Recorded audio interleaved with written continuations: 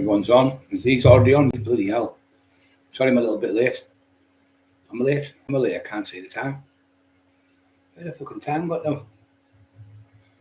Oh, I'm fucking late. 12 minutes. Sorry, guys, I'm late. Paul Cresswell, welcome to the show. Freedom's at the top. Mark Emerson, God bless you. Great show tonight for all the proof we've got now today, guys, for you to look at. Emma's got everything going up in the next couple of days, so all the shit we've been saying about the gay rape stuff and everything, it's all there. All the stuff about poor Dale, it's all there. It's just fucking overwhelming now. So he's saying now, more than that, he's never made a statement against me and never got me locked up. Well, why the fuck did the police come to my house? They had response and everything. You've seen them all in the videos. And then arrest me and shout upstairs, Brian, can you come up to the police armed response? I said, what do you want me for? He said, there's a warrant out for your arrest for threats to kill Jamie Boyle. That was all arrested for you fucking muppet. So now you're saying today you never made a statement, your wife did it. Now your wife can't make a statement for somebody else. You're a fucking idiot. So if there was 3 years out, 3 people, Tom, Dick and Harry, and one got hit, the other 2 can't go, oh, I'll make a statement for Dick, but he's at the hospital in a minute. Well, we'll have to talk to Dick. We can't talk to you, Tom. We can't talk to you, Harry, because you're not the victim. So he was the so-called victim. He made the statements and got me arrested. So he's now trying to pretend he's not a police informant now, and he's never made a statement against me, which is great. He's also put on that. What was it he said? I fucking forgot what he said now. So what happened is when Dale was doing the book, Dale was from Wakefield, down that way. Now Jamie was obsessed with Paul Sykes. He'd watched his documentary 122 times. He was obsessed with him, watched it. Obviously, fucking obsessed, as you know. So he decided to go to Wakefield. So he was on the internet because he was into them internet dating, whatever how they work. So Shirley was on the same internet dating page or whatever it's called. So they contacted each other and said, I'll meet you. He said, I'm coming down there. He said, I'm going to go to see Paul Sykes. I never heard him. She said, but I'll meet you. She said, I'll meet you at Harrogate and I'll meet you off the bus. So he gets the bus there and I was saying, so we were at the table talking to Shirley and Jamie, me and Bobby. We'd only met them about 4 or 5 days. I said, how do you guys meet? She said, she said, what happened is he met me off the bus. She said, but what happened? He fell asleep on the bus. I said, what happened then? She said, well, I went on the bus and he fell asleep and he peed himself. I went, what do you mean peed himself? Like a little on his knees or something. No, he was laid on the floor, peed all over, and Pete was stepping over him on the bus. I went, and she didn't obviously know he was on tablets then. She was drunk. I had to get him off the bus and take him to my mum's and get him in the shower and wash him down. So that's how she met him. So when he was down there, he decided to stay there for a bit with her. So then he went into Wakefield and he started going around and he met a man called Dale Brendan Hyde who was writing a book on Paul Sykes with Robert Brenton, 3 Baileygate, Pontefract, War Cry Publishing, War Cry Press. We all know now they're fake companies. So Dale was doing that with them. And he was the one who told me about his sisters getting the book. Because when a book's off the shelf for 20 years or so, or like a song, you can sing it or you can write it because it hasn't been in the domain of the public. So it wasn't in that domain. So they got the book and they paid so many £100 for the book, Brenton and his sister. So he signed for it with a dodgy solicitor. It cost him £200 for a dodgy solicitor. So Dale said, we were doing the book. I was writing the book for him because he was an author, Dale. And he said, out the blue, I was out another town. He said, I bumped into him. He said, do you know Paul Sykes? I said, yeah, I know Paul Sykes. So he said, come in. So he brought him into the place where the book was written and all that. So he must have got the name of the company. He said, how are you? And he said, how are you? And Rob Brent said, how are you? And they let him in. So he thought, book enthusiast. They got him a book and stuff, signed it, all that. He started talking to him and everything in there.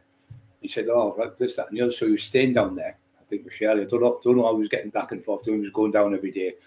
But he said, so Dale was really, really poorly. He had cancer. And Dale said, I can't work with that man. Because Jamie was in there about 2 weeks working. We went, he's telling me how to write a fucking book and he can't even type.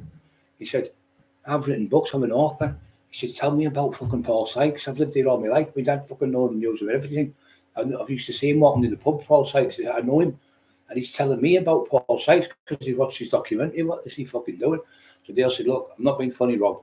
He said, I can't do it anymore. He said, he's driving me on the bend. He said, well, the extracts what you put in, he said, Rob Brenton said, give me his due, Rob Brent. He said, I'll leave you in the book. He said, because you've done more work than anyone.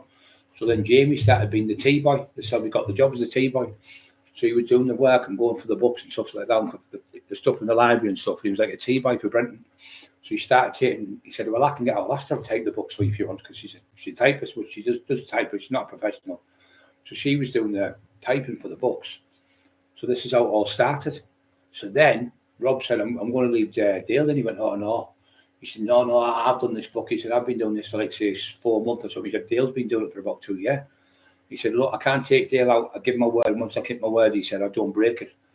So he was fuming because Dale was going to be left in the Paul Sykes book. Fucking pathetic. So what happened is he started on Dale. He started on Dale. You baldy bastard.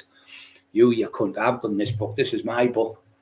You fucking scumbag. And if you look at Emma's got all the screenshots in where Dale's saying, why are you doing this to me? Why are you sending me all these things? So he says to Dale, you baldy bastard, I hope you die in the next year. The texts I'm giving you and the phone calls hope to stress you enough to die in the next year. Wishing a man who was dying of cancer to die, same as Marie did the same. So there's more again. So what happened is he started doing it more to Dale and more. So he started getting down there that much. He was going out for drinks with people. So he bumped into a lad called Simon Ambler, a big fucking lad.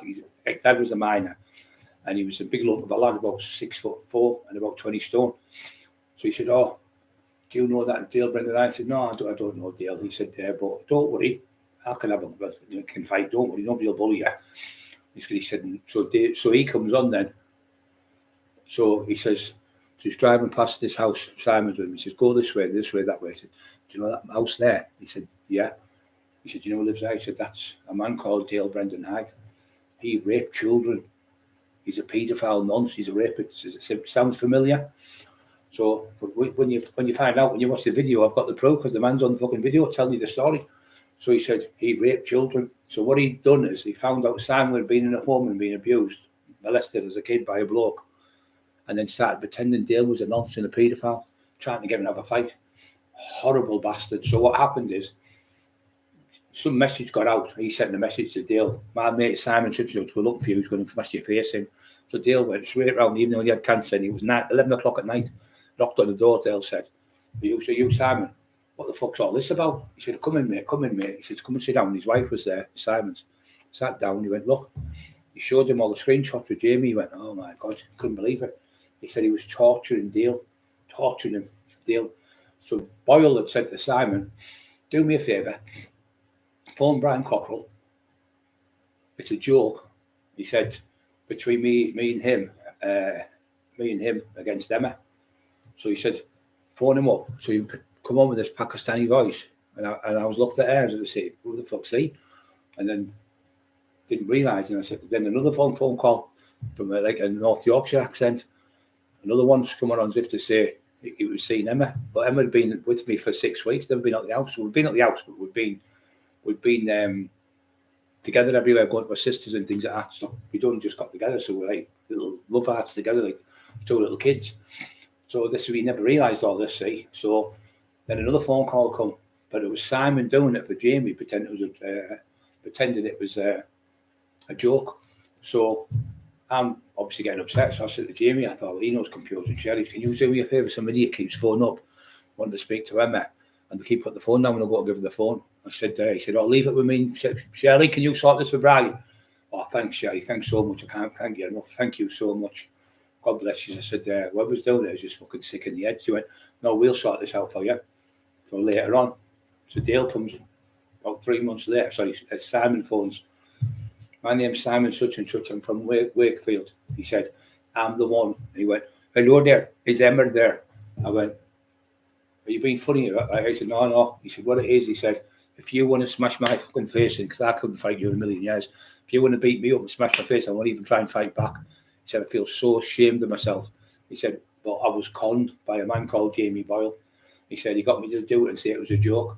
He was, all that time, Shirley was pretending she was looking for people. It was you, Shirley, and Jamie doing it. You are fucking completely round the bend, you two. Because you want to split Emma up with me.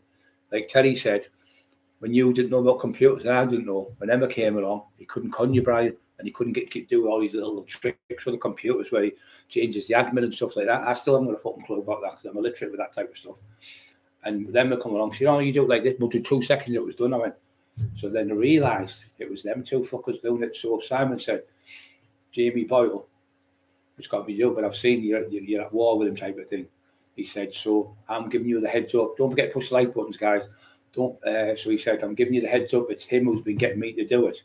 And he's got other people to do it. I said, what do you mean? He said, well, phone Brian Cockerill up. You'll see this tomorrow. She's going to put this. So there's been about 900 people watch this video already. And I told you about the gay rape porn. A lot of you thought I was making this up. A lot of you thought I was just being spiteful. I'm not spiteful. I've never been spiteful to anyone. This is true, 1,000,000%, because you'll see the videos. So what he done is, he said, phone Brian up, offer him out for a fight. He said, well, I haven't got his number. He said, well, here's his number. So Jamie's on the computer here. Send it off his computer and his phone. You see Jamie's face. You see Tommy Harrison's number, my number, Teddy Dicko's, all the people in Middlesbrough he's done the books with and stuff. You see Jamie there and telling him what to do, instructing him and telling him, he says, offer him out for a fight. He said, I haven't got his address. He said, here's his address. He said, be deadly serious when you're offering him out because he'll be fucking shitting himself. I've just got 2 lads to phone him. So Simon said, well, 2 minutes, whatever, he made an excuse to put the phone down. So he left about 10 minutes, and for 10 minutes later, he was thinking, what's he got them to say? What did you get them lads to say? Like Jamie went, I got him to threaten to burn his house down. 2 of them have threatened to burn his house, and he'd be shitting himself. Oh, you fucking dirty freak you are, little freak. So Simon's come on. You can see him talking. You can see him tell the full story. And he wasn't bothered if he got arrested and locked up for it. Boyle got him to fucking threaten me, not to pretend he was having an affair with Emma. And also got people, he said to Simon, I've already got lads to burn his house down. It sounds familiar. My house got burned down because you done it, Boyle. You did it. This is the thing. It's going to fucking bury you now. You're fucked, you, the evidence we've got now. And today you've got on and said you never made a statement. So if you haven't made a statement, why have I been arrested? So what you're doing now is I'm talking about that girl called Helen, who's Emma's friend. She works in an office, or the solicitors all there with her. She's got like a full team. There's about 90 odd people working in this big massive office. And she's got her colleagues there saying that there is against the law. I was a solicitor before I came here. This girl, she said, you cannot divulge information when there's an ongoing court case, and you can't say this person's done this to me and this person's done that to me until it goes to court. Because if you do, you're tainting the man's name or the woman's name. So when you go to court, there could be 12 people in a jury. One of the people could have watched the video, or one of the people's daughters or sons have said, "Oh, it's all true about him. I've seen a video about him doing all these things to these people." So I cannot get a fair trial now. You've ruined your trial. You've ruined your court case, you mug. So she was a solicitor for 14 years. She said, he'll get kicked out because he's now interfered, what I've been telling you, with an ingoing investigation with the police that's been going on. And he's telling, you remember the old gangster films? And they used to get people to go in the courtroom with a newspaper and put it down. So they would say, this man's a bad man. And even though the newspaper wasn't read, they'd get somebody to go in and they'd say, oh, this paper's in here, look. So that paper then, because it was in that room, could be classed as tainted. So the whole case would get, the FBI used to do it to the FBI. They get an FBI agent to put it in, give him like 100 grand or something. They put the newspaper on the table and it would divulge the information what this man's supposed to have done. So he can't get a fair courtroom hearing. So that's what you've done today now. You've ruined your court case against me. There's no court case because it's all lies. Now you're saying as well, Maria Howard's paperwork is all doctored and made up. Now, if it was doctored and made up, you'd have phoned the police and Maria would have been charged for doctoring an ongoing investigation and making lies up. What would have been called perjury and preventing the course of justice. But you've perjured yourself now, Jamie, by saying you have never made a statement on me. So how come when I was arrested by the police and they said, you were not allowed to go next to Jamie Boyle was my bail condition because I was on bail then. Not allowed to go near Jamie Boyle, Stokesley, where they were from, and Shirley Ann Boyle. Not allowed to approach the witnesses, Jamie Boyle witness, Shirley Boyle witness, or it would be classed as tantamizing to be interfering with the ongoing case with interfering with witnesses, and you'll be charged for the serious charge. So you're not allowed to go in that area, and you're not allowed to say the word tinfoil. So why would they say the word tinfoil to me? Because Shirley doesn't take heroin, Jameson doesn't take drugs, and Jameson was never mentioned in the what was it called? When I was questioned, was it in the fucking interview? He never mentioned the child in it. So you keep this is lies again. So what the solicitor said, if that's lies as well, you can use that to say he's using that to make you blacken your name. So people think you're a baddie and you threatened a child and a woman. He keeps put a thing up today, put it up, and then went, "Thank you. We've just been on the phone to the solicitors. Within 3 or 4 minutes of saying you've now broke the police investigation. You know when they get done for perjury, he took every single thing down in about 3 or 4 minutes. He's absolutely just shit his fucking pants today because he knows what he's done wrong now.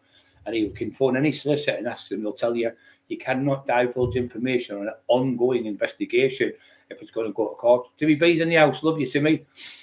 So if you look on tonight before you go to bed or whatever, it's on for about 45 minutes, but this is the worst evidence. This was the best evidence, but it's the worst condemning evidence for you, Jamie, because in this video, Simon admits you said, torture Dale, bring Dale and torture him. Torture a man with cancer. Torture a man with cancer. And this was made, this video, 2021, 3.5 years ago, when we were getting all the threats and all the stuff. And now we've had the windows put through 1.5 years ago. We all know it's you now because it's off your unique. It's called a unique ID identification. I don't know what it fucking means, but Simon explains. So if you go on Emma Cockerill's page, if you go on Emma Cockerill, Emma talks to Simon. That's all you have to put in. Emma talks to Simon, and I'm telling you now, you're going to want to throw up. You're going to want to throw up when you see it. But when you see the other bit with the gay rape porn, there's fat. Remember I told you about he's in all the gay rape porns.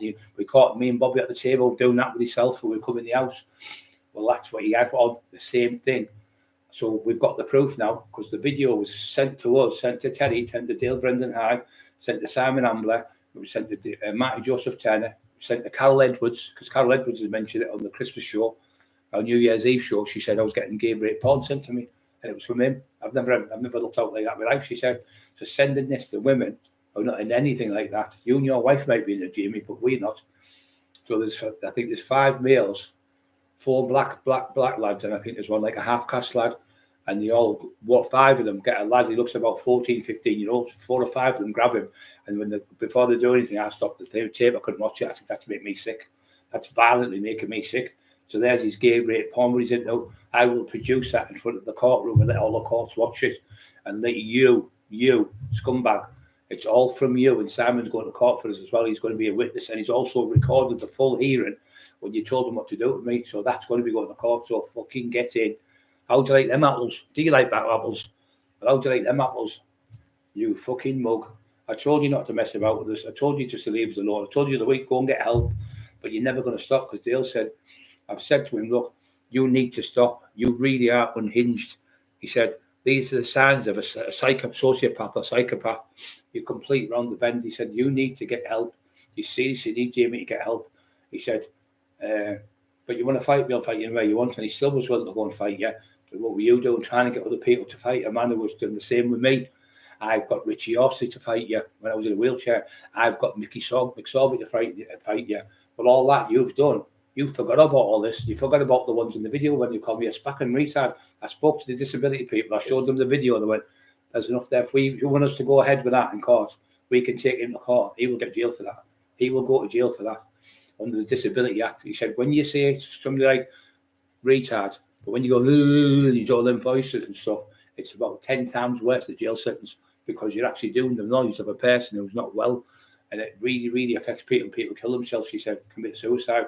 She said, when you do that and the length of time he's done it, there's about 27 videos he's done of you, calling you a retard, a spacker, a mong, and calling my brother a mong, and then saying he's going to get me dad and dig up my dad and piss in the grave. We've got all them videos of you talking from your own war cry publishing last week, admitting that you had the police in your house and they were liaising with you last week, you said. But now you're saying you've never made a statement. You are fucking round the bend. The police are going to, he's fucking ruined the case now. I can't believe it. But it's brilliant news because that's what we've been waiting for, just to start all this shit. He can't handle it because Emma's putting the truth out. He keeps coming on and saying it's lies they're made up and he just fucking on the bend. But the thing is, the good people, you can't come. So I think Mark Emerson come on and went, this now is condemning evidence or something. Mark said, this is 100% proof now Brian and Emma are innocent. Brian and Emma have done nothing wrong to this man. And he's put on, there's loads of yous coming on now, but I'd like you to leave a little comment when you watch the video to see how vile it is. He's saying, torture Dale. So then he says, I think tonight we're going to get the fish. We're going to go fishing. And I thought, what's he on about? And he went, he's going, here, fishy, fishy. So what he means by that, say all you that's on a rod to one of you say, like, freedom catches freedom. But he says the freedom something about their lass. But you know, you fucked on, I've got you. He's like a little divvy. He thinks it's great torturing people. So he sits there and getting a fucking massive buzz out of it, torturing people. But telling that Dale was a rapist to young boys to get Simon and him to fight, tried to get me and Richie Orsey to fight, saying I was calling Richie, using the admin, saying it's Brian Cockerill, and then coming back saying it's Richie Orsey, but me and Richie worked it out, it was fucking him. Vulture worked it out, it was him. What a twisted, evil man. You're going to go to jail. I think you'll get sectioned for a long time. Steve Shannon, there's another one you had let. How come he's been let off?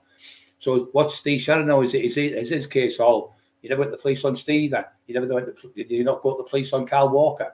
Did you not go to the police on Terry Dicko? Did you not go to the police on me 4 times and Emma 4 times and Terry 5 times?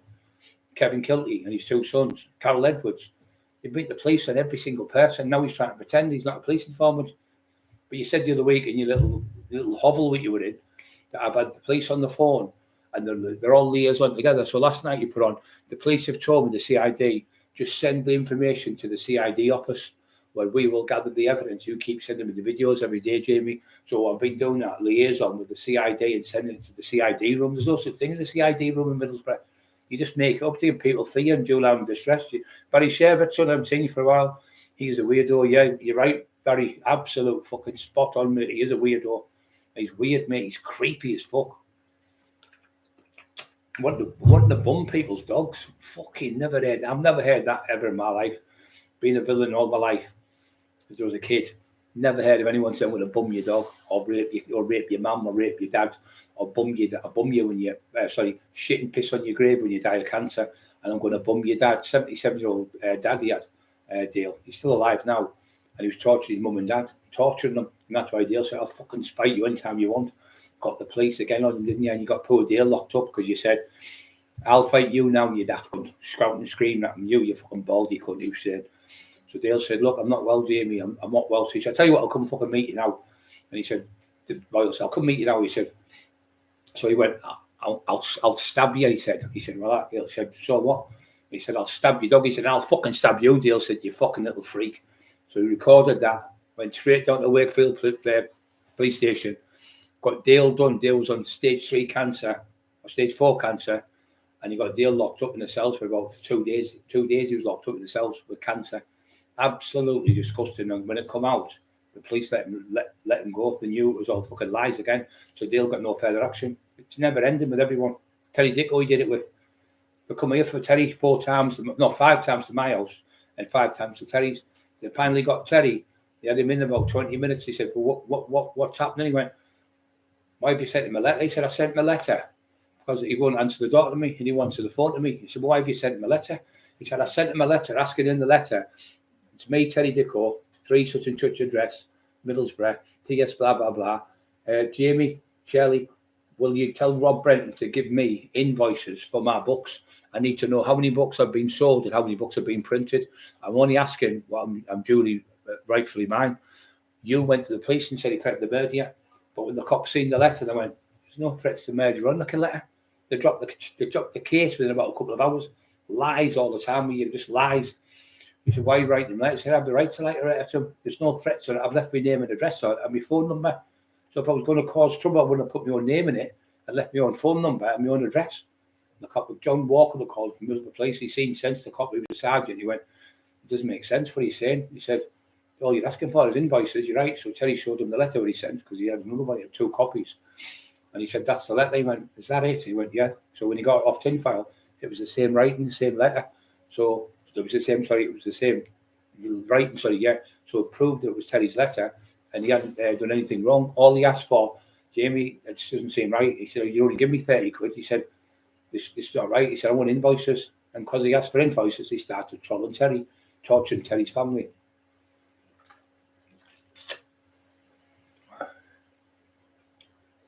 Yeah, it's really bad, isn't it, mate, Barry? Really bad, mate. That fucking wanted to fucking getting people to phone up and pretend that my wife was having affairs with him and all that, trying to get me and my wife to split up just because me and them were like glue, stuck together. He was trying to break the foundations. He thought, if I get him on his own, he won't know about all the stuff and I'll be able to rob him. That's what it was all about. And he'll tell he was right. And so was Marty Turner. He said, he wanted you on your own, Brian, because you were poorly. And he wanted you on your own because I wasn't poorly at the time, sorry. He wanted you on your own because you couldn't read things on the computer properly. You didn't know how to use the formats in the computer. I still don't know how to use them. But the truth always hurts. Timmy B's right. When you get called tinfoil, he doesn't like it. That's what I'm saying. So why would I be told to apply to the police by not to use the word tinfoil? Well, that can't be for his child. That can't be for his wife. So he's trying to blame his wife. Oh, little old Shirley made the statements. But little old Shirley can't make statements. She can only make statements for herself. And if she was with her son, she'd have made a statement with her son. The son never made a statement. He's a compulsive, like you're trying to make me look, I'm bad. With all the shit with your bun, but it's the same shit with Dale. Every person, all the letters, you can see all the stuff where Dale's been liaison back and forth with him, and he's saying, "Please, Jimmy, just behave, just go and get help. You're unhinged. You're not right in the head. You need to see a psychiatrist. You are definitely round the bend." He's saying, he said, "I'd fucking smash your face in." So he says to Dale, "I've had 27 bouts, Jamie. You have had 27 bouts, 27 bouts of diarrhea. That's what you've had." Every time some fucker puts their hands up, you run like fuck. You never had a bout in your life. A bout means a fight in the ring. You've never had one fight. You had 3 sparring sessions. You got knocked up. You got put down twice. And the third one, you got bad out the ring, out the gym for hitting below the belt. You kept hitting below the belt. The badge out the gym said, "Listen, son, some people it's for and somebody is." And they all badge you out the gym. John Dryden's gym kicked you out. And Abdul knocked you clean out and busted all your nose and all your eye and everything was battered. So they said, "That's it, no more. You're not throwing anything back. There's nothing coming back. Because you're an asshole. You've got no bottle. You're a shit house. You only get you 3 times, Abdul," which was Raggy's cousin. He stopped you in the ring, put you down twice. No, you never fought after that. The lies, chip pan, fat head. Yeah, that's exactly what he is. Fucking scumbag. He sat there, dripping in sweat, pretending he's never took a drug. But what happens when we get you tested on? What happens when we get you tested when we go to court? Because you can't stay off drugs. You can't keep off of. He can't. Even his wife said he just has to go over the top. Everywhere he goes, he has to be on drugs, no matter what day it is, no matter what year it is, Christmas, New Year, birthdays, wedding anniversaries. He's always on them every single day of the week. He's been on them. He told me he was on them with cannabis at 12. Then he started the tablets at 14, 15. He's never been off them. He said, "So I understand if you want to go back on the crack," and that was me. He said, "There, because you can't live like a monk." I said, "I'll never go back on the crack again." I said, "I'm happy the way I am." And he's putting things on. But my eye was bad. My eyes, look at my eyes. My eyes are there. Look, my eyes aren't pinned and my eyes aren't fucking, I'm not sweating. I'm not off drugs. You're on drugs. Everyone's seen you last week at the table. I'll guarantee you in 2 weeks' time, there's no police at my door and lock me up. I'll guarantee you he's just full of shit. And you'll laugh at him again because he's a divvy. He's been saying this now to me. He's getting me arrested for 4 years. The police are coming in the morning with the CPS. The CPS don't come to your house to arrest you. The judges will phone you at 1 o'clock in the morning, told you we're going to make him an example. Cleveland police are sick of me, so they've liaised with you and ex-police officers and ex-murder scrub police officers who used to work for the police force, who've been coming to your house and liaison with you and trying to put me in jail with Ray Mallam. But the Mayor of Middlesbrough working with you, are you fucking mental? You must think I'm a fucking idiot. But all that does is give people dual harm and stress. But when the jury sees this, they're going to think, "Whoa, he's fucking not right. He's not. He's gone in the head him," and they'll get you, and they will definitely put you in asylum, and you'll get sectioned, and they'll give you a 24, 40-hour evaluation. They will find out you are fucking cuckoo, because you are round the bend, you are fucking mental. The same round the bend comes from, and I think it's in Essex, the hospital. It's a big, massive hospital, and it was in the Victorian days, and it was people used to come for you in white jackets. Well, they're going to come for you. So then what they do, the road was like a big bend like that, massive bend that went all the way around like that. So that's the same. And they're doing it, you could only drive about 4 miles an hour. So you're driving me around the bend because that was the psychiatric hospital. It wasn't called driving me around the bend, but that's where it was built. It was a big bend when you went round it, and that's where the name comes from. But that's what you are. You are round the fucking bend. You were definitely nutty. You're getting me arrested. You've just said that. You've said today, you never. So the girl who was a legal secretary was not secretary. So there was a solicitor before she worked for this massive company. They live in what to call it in London, really rich. Where the Royal Windsor. They live in Windsor. That's where they live.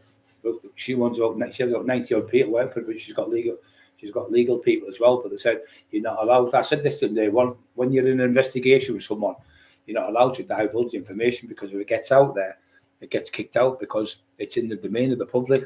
So therefore, the person who's been arrested and go to court can't get a fair trial. It's kicked out on the day of the trial. You've ruined your case. You've absolutely ruined your case, you idiot. Yeah, he was riddled with cancer, really bad. He's same as poor Matty Chen. His lungs were fucked. He had to have these operation on his lungs with this mesh stuff put in. And he was torturing that old man, 77-year-old, 78-year-old, I think he was.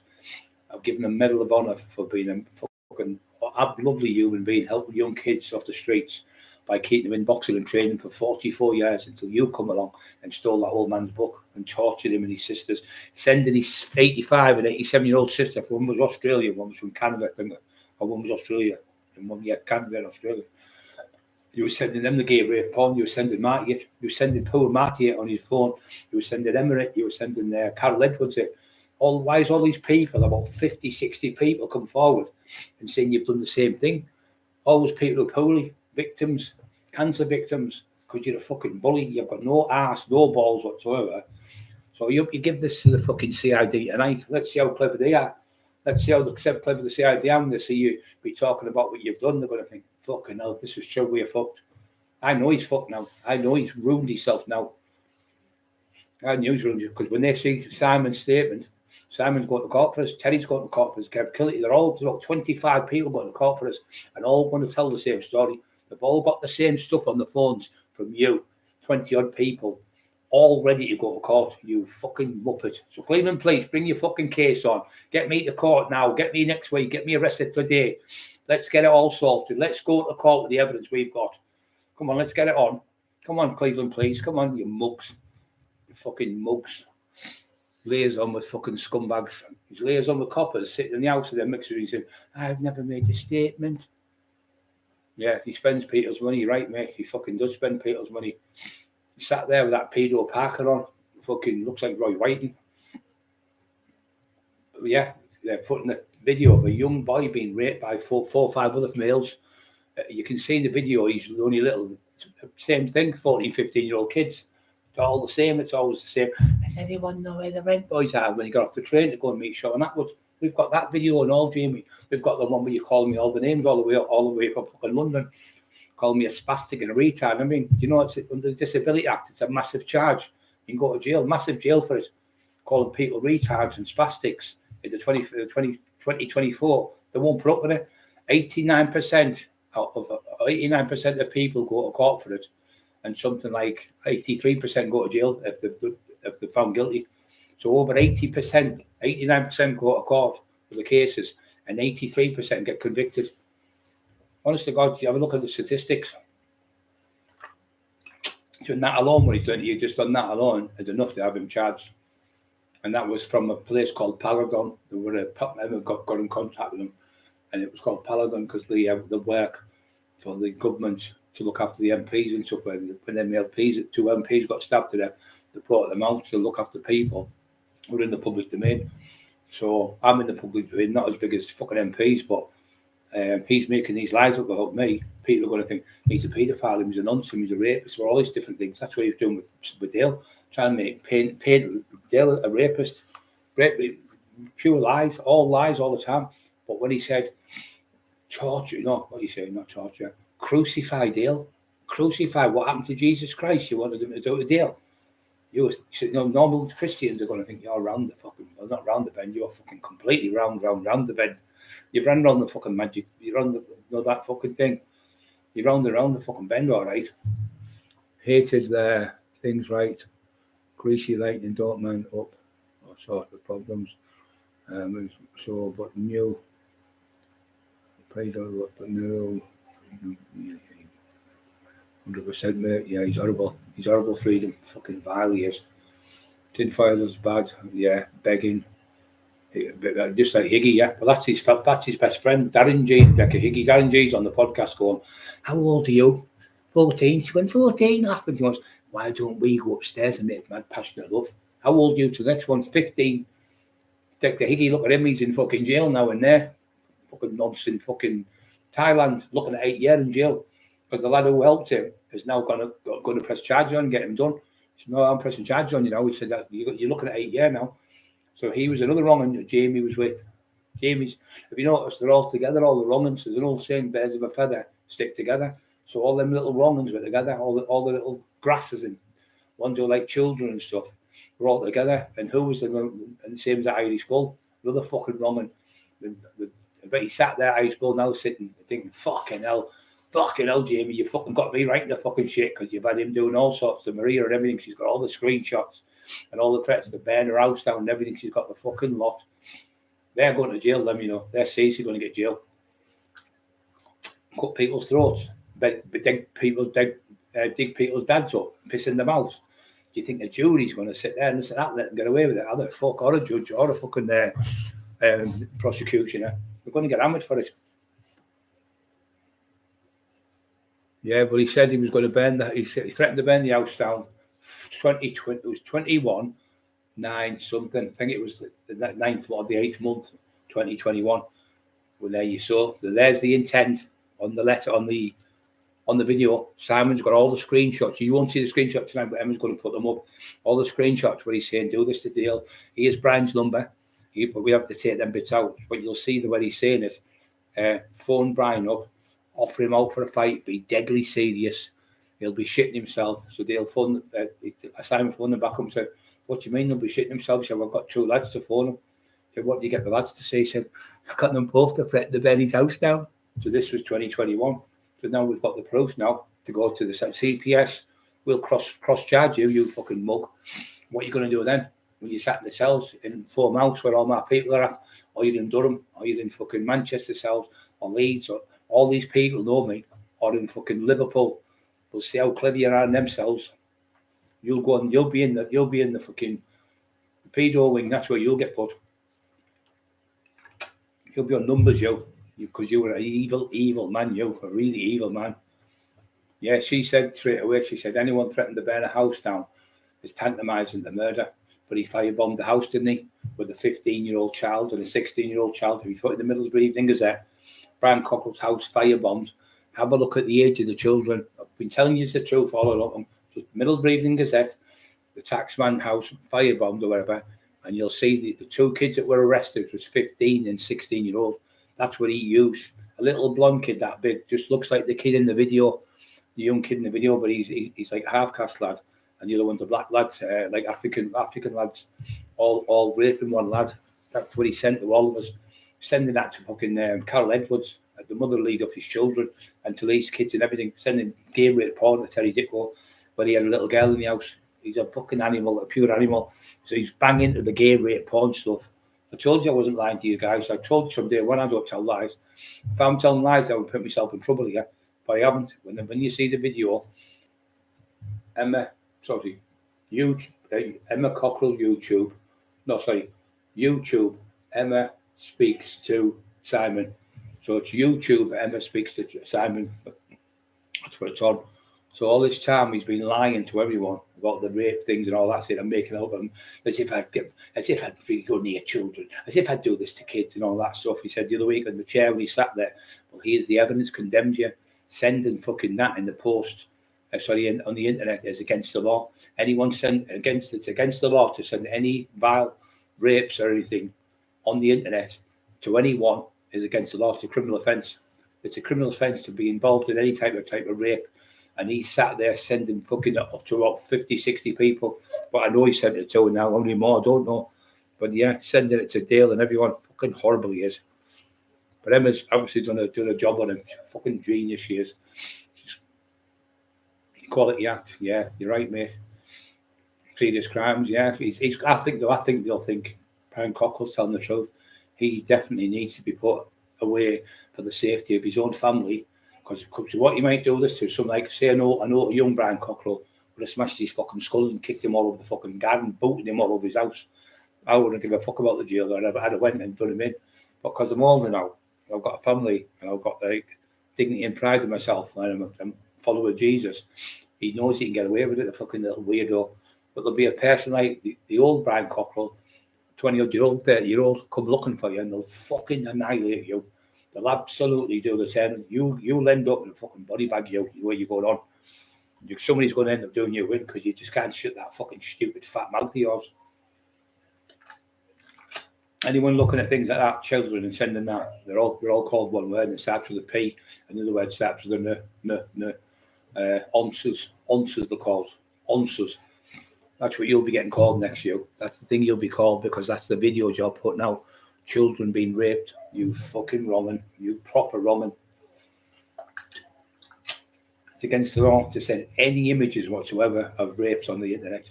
You get jail for it. Automatic jail for it. Yes, I told you all this time, didn't I? He was a fucking wronging. I told you all this shit he's been putting out was lies. So everyone now is going to know what you are, a fucking wronging. Torture deal with cancer, torture deal.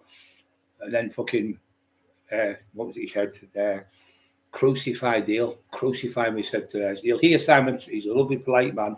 You can see he's not a liar.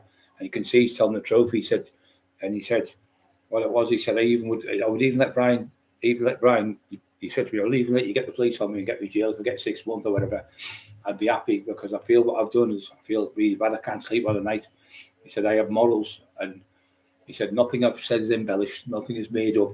I can back it up with statements where I've recorded Jamie. So he's got Jamie recorded on a mobile with Jamie's name, my name, Teddy Dick, Tommy Harrison's where I got done in, and Jolie Vos from Middlesbrough. And they've got another 4 people from Middlesbrough, so we know it's him, but it's a unique ID. So what's happening, his computer's running out, I think.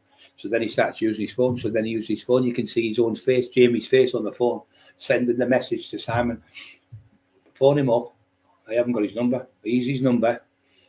He said, go to his house. He said, I don't know where his house is. He said, here's his address. Giving it out. And then he's instructing him to come to my house and commit violence on me. Go to the house, knock on the door, and offer him out and be fucking deadly serious. He'll be shitting himself. Why will he be shitting himself? Because I've got 2 lads to phone him yesterday and threaten to me and Emma and threaten them. They'll both be shitting themselves. I've threatened to burn the house down twice. So there's the intent, and there's the proof what we had when he got the window smashed. So I don't know why the cops haven't done the job, because they're a disgrace. But they jumped through hoops for him, just for me saying, if you come to my house with violence, I'll be violence for violence. Even if I have to fucking kill you, because he said he was going to rape Emma and kill my dogs and bum Bobby. So I said, you fucking come through there, I'll fucking kill you if I have to. If you come. You never come, so I never picked the perpetrator of the crime. So there was no crime committed, it was an if. Like say, if Man U win the game tomorrow, shut up! If Man U win tomorrow, they'll be in the semi-finals. Well, the Islanders did win yesterday. But if such and such gets that job, I'll get their other job and get a new house. If and buts. So it's not like what you said, I'm going to fucking ruin you, Cockerill. I'm going to ruin you. So you've done all that shit, and you've had all these people doing it.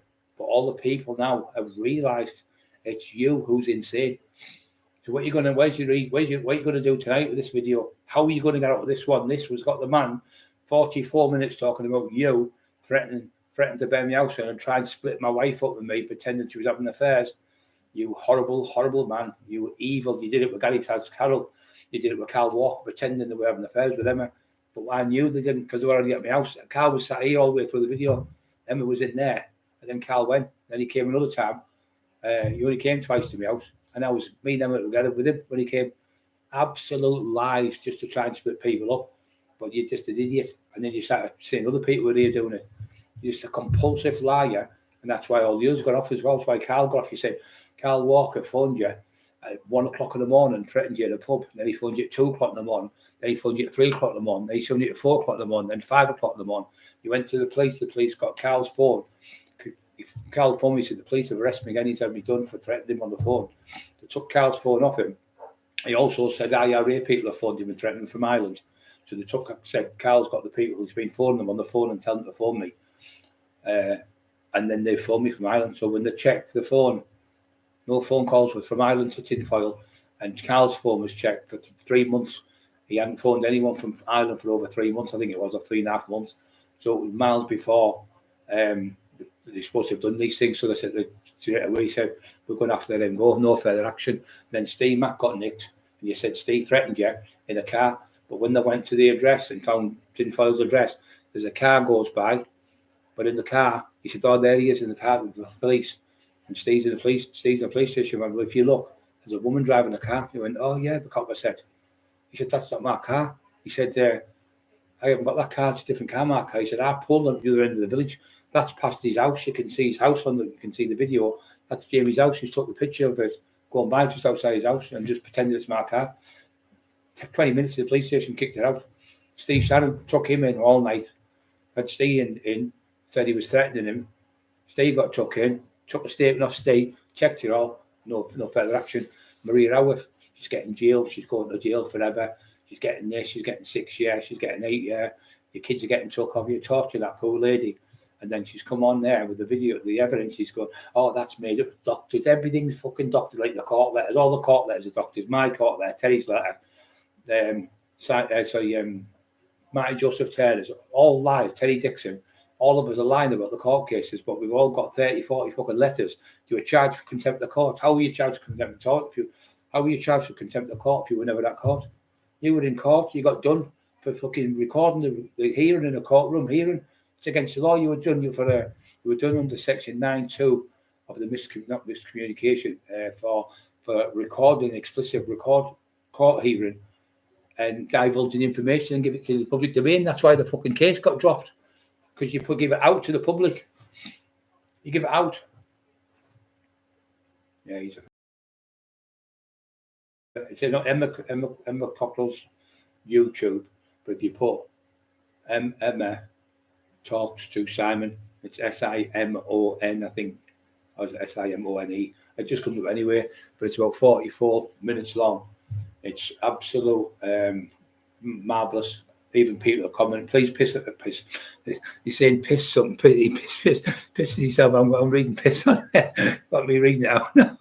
He pisses himself. Sorry, mate. I see it there. I could piss. I'm reading the thing there. Yeah. Yeah, don't forget to put thumbs up there. Yeah. Piss me off. Old. Yeah, Freedom. You're right. Toby Station. Yeah, you're right, son. And Freedom. He's horrible. Timmy B, you're right. Well, Timmy B loves us, and we love Timmy. He's been here. He knows I'm the real deal, and I know he's the real deal. And when I was explaining, I've shut Timmy's been. I don't know fucking know about Timmy's very been and seen all the evidence of Emma. He's seen everything what he's been doing. He's seen all the screenshots and everything. Timmy B. He was here about 6 hours with us. The loveliest lad you could ever meet. Absolute love him all the world. Yeah, that's the place we're in. Carrad. Yeah, fucking rotten, aren't they? Because I'm the tax man and that little weasel's trying to bring me down. That's what it is. They think, oh, we'll get the tax man. You're not going to get me. You're not clever enough, you idiots. I've got solicitors all over, our friends. I've got barristers all over in America and Australia. I've got fucking I've got the mafia and fucking who've got the best barristers in the fucking world in New York. Said, we'll help you if it goes to court. They've all going to put in money to help us, like a fun thing. If I need to go to court for barristers, said, we'll pay for that. Don't worry about that, don't you? We're running yourself over to that fucking court case. I honestly don't think it's going to go to court, because I have never said a thing to threaten to kill him. All I said is, if you come to my house with violence, I'll fight violence with violence. And if I have to stop you from killing my wife and raping her and raping my dog and raping my brother, I'll fucking kill you first. That's what I said. If you come to my house. So you actually said, I'm going to get you back. I'm going to kill you, you said to a dog walker. And he's gone as well. I've got the dog walker going to court. There's a dog walker walking down the street. We'll put that on tomorrow for you. You can see him threatening a young lad with a dog, a bull, English bull. Yeah, you thought you were clever with that little videos, didn't you? You forgot about Simon and all them, didn't you, you little fucking mug? You look like a scumbag now. You just look like a little weirdo. Yeah, everyone knows what you are, because the videos, it's self-explanatory. The videos, the man's telling every information and everything coming off his lips. He's not stuttering, he's not spurting, he's not going, all that shit. It comes straight from his lips. You can tell he's a genuine bloke. He was in trouble when he was a kid, but he's been out of trouble for about 40 fucking years or something. He's a really nice man. He's one of his daughters works for the police as a police nurse. I think she must be, like when people come in, they get accidents. One's going in the RAF, another one's a rugby player. And he said, I went to see Brian. He said, I'll tell you, I didn't like the documentary he was in. He said, because I didn't like the way he was then, but when I met him, he was the nicest man I ever met. So he even puts me down in the documentary, but that proves he's telling the truth. So he says, like I said, I didn't like Brian in the days when he was in the documentary, but he's a totally different changed man. God bless him, he's a lovely man. He gave me the book for nothing, give it for a charity for my son. It's have never come as well. Lovely people, never asked me for post and package or nothing, give me the book for now. And the thing was, we ended up being friends with Simon, really nice man. But then he started torturing Simon, going, when you were in them kids' homes, you liked getting bummed, didn't you? You liked all them 5 or 6 men bumming you at the same time. It was only one bloke, so he always tries to embellish it more, put more onto it. Same as the fight with 33 doormen on the door. And Timmy B knows about doors. When does any nightclub on a Sunday night have 33 doormen on? And Lee Duffy went and knocked 33 doormen out, stole a bag of ecstasy or 100 ecstasy off the floor. Well, you know, it was 100 in it.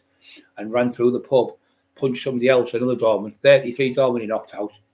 And then he went to a kebab shop, stabbed the bloke in the kebab shop, cut him, and then stole a kebab off him and ran up the street. And it's on the, it's in Blackpool. It's Blackpool. It said Club Cloud. So a man come on and said, there's never been a club called Cloud in Blackpool. I'm 77-year-old. I've worked here and I've owned 3 nightclubs and I work in Preston. There's never been a club called Cloud. So you idiot, he said, you need to do your work. And what nightclub on a Sunday has 33 doormen? No nightclub has 33 doormen at any time of the week. You haven't got a clue what you're talking about. This is all bullshit again from you. And that was about three years ago, I think it was. You've got him the daft cunt. He just always lies about everything. That's the 90s, mate. It's not the 90s, mate. Fucking shoulder blades killing me today. 98 on, fucking hell, there's 100 people on. I didn't realise that many people. So yeah, all use people, please support our channel. Please push the like buttons. Let's get this fucker put a fucking section of the Mental Health Act to give us all a break and give us all sanctuary and fucking peace. Because without this maniac on the streets, there's never going to be peace between people. He's just fucking torturing innocent people every day of the week. This has been going on now for fucking 10 years. He's been doing it to people in Teesside. Sorry, 20 years in Teesside and about 10 years to all the people who are on the internet. Multitudes of people from all. Don't forget Push Like Buttons, guys, which is a thumbs up to say the channel's good. All we want to do is, like Mark Emerson said, we want to get on with our lives, forget about talking about these things, but we have to talk about it to let the police know what he's fucking doing, because he keeps doing it to me. So I'm coming on now. Every time he does that, I'm just going to come on and fucking say it on here. So if he does record it, they're going to think, oh, fucking hell, what has he done here, the silly bastard? And then they'll look at it and think, Cockerill's right. He is a fucking lunatic. And that's what's going to get him. That's what's going to get him sectioned, because all the lies he keeps telling. Maria Howes, still under investigation, he said, and the paperwork's doctored. So when we went, oh, you've just made that lie up, he took all that down. So everything he's put up, he keeps putting up and then taking down to try and scare you and put up and take it back down. He's fucking, honestly, you don't scare me, because everything you're putting up is lies. And it can be everything, like Simon said, is held for about 6 years. So that information, what you did, 2021, 22, 23, 24, 23, 22 and a half, 23 years ago. So he's still got all the unique ID stuff, because his computer, he had it where everything was reported, and everything was recorded by the computer people. He paid extra money because he had a son who was about 15 at the time, on computers. So he wanted to have his son safe from disgusting pornos and stuff like that. So he's got all that information on his computer recorded, what you did, and he's got it all recorded from you, what you've been sending him from your phone to his phone, because you had a unique ID phone and he had one, so you both could talk to each other on the phone. So how would he have them messages unless it's from your unique ID phone, what's in your name? It's in your name, registered in your name. Idiot. Everything goes back to your router. No matter if you take your router out, it goes back to the router. What's in that house? It's there forever. You fucking fool, big fat fucking Shirley Crabtree will be shiting herself. She'll be sat there going, yeah, she probably won't know he's fucking been doing all this. Mind you, she's just as bad. That's what Dale said. He said his wife is worse than him, and Carol Edwards said the same. She's a horrible bully. She looks like Hattie Yakes off the Carry On films, the big massive one. Carry On sister, Carry On matron. She's like her. Up for Brian. Yeah, thumbs up for Brian. Thank you, mate. Thumbs up for Brian. Yeah, we don't want other people to go through this fucking shit what we've gone through. Fucking nearly 4 years we've had this. Fucking, oh, he's a pedo, Emma's a pedo. He told them kids when they burnt the house down, the reason why we wanted to burn the house down, because Brian and Emma are paedophiles. That's what he told them. They've come back and told us, because people have given them good items. The two of them have had good items now. But they said, he said that they were paedophiles, and the lad said they're not paedophiles, they're good people. I know them. He said, my dad lived at Brian's house for about 3 years when he had nowhere to go.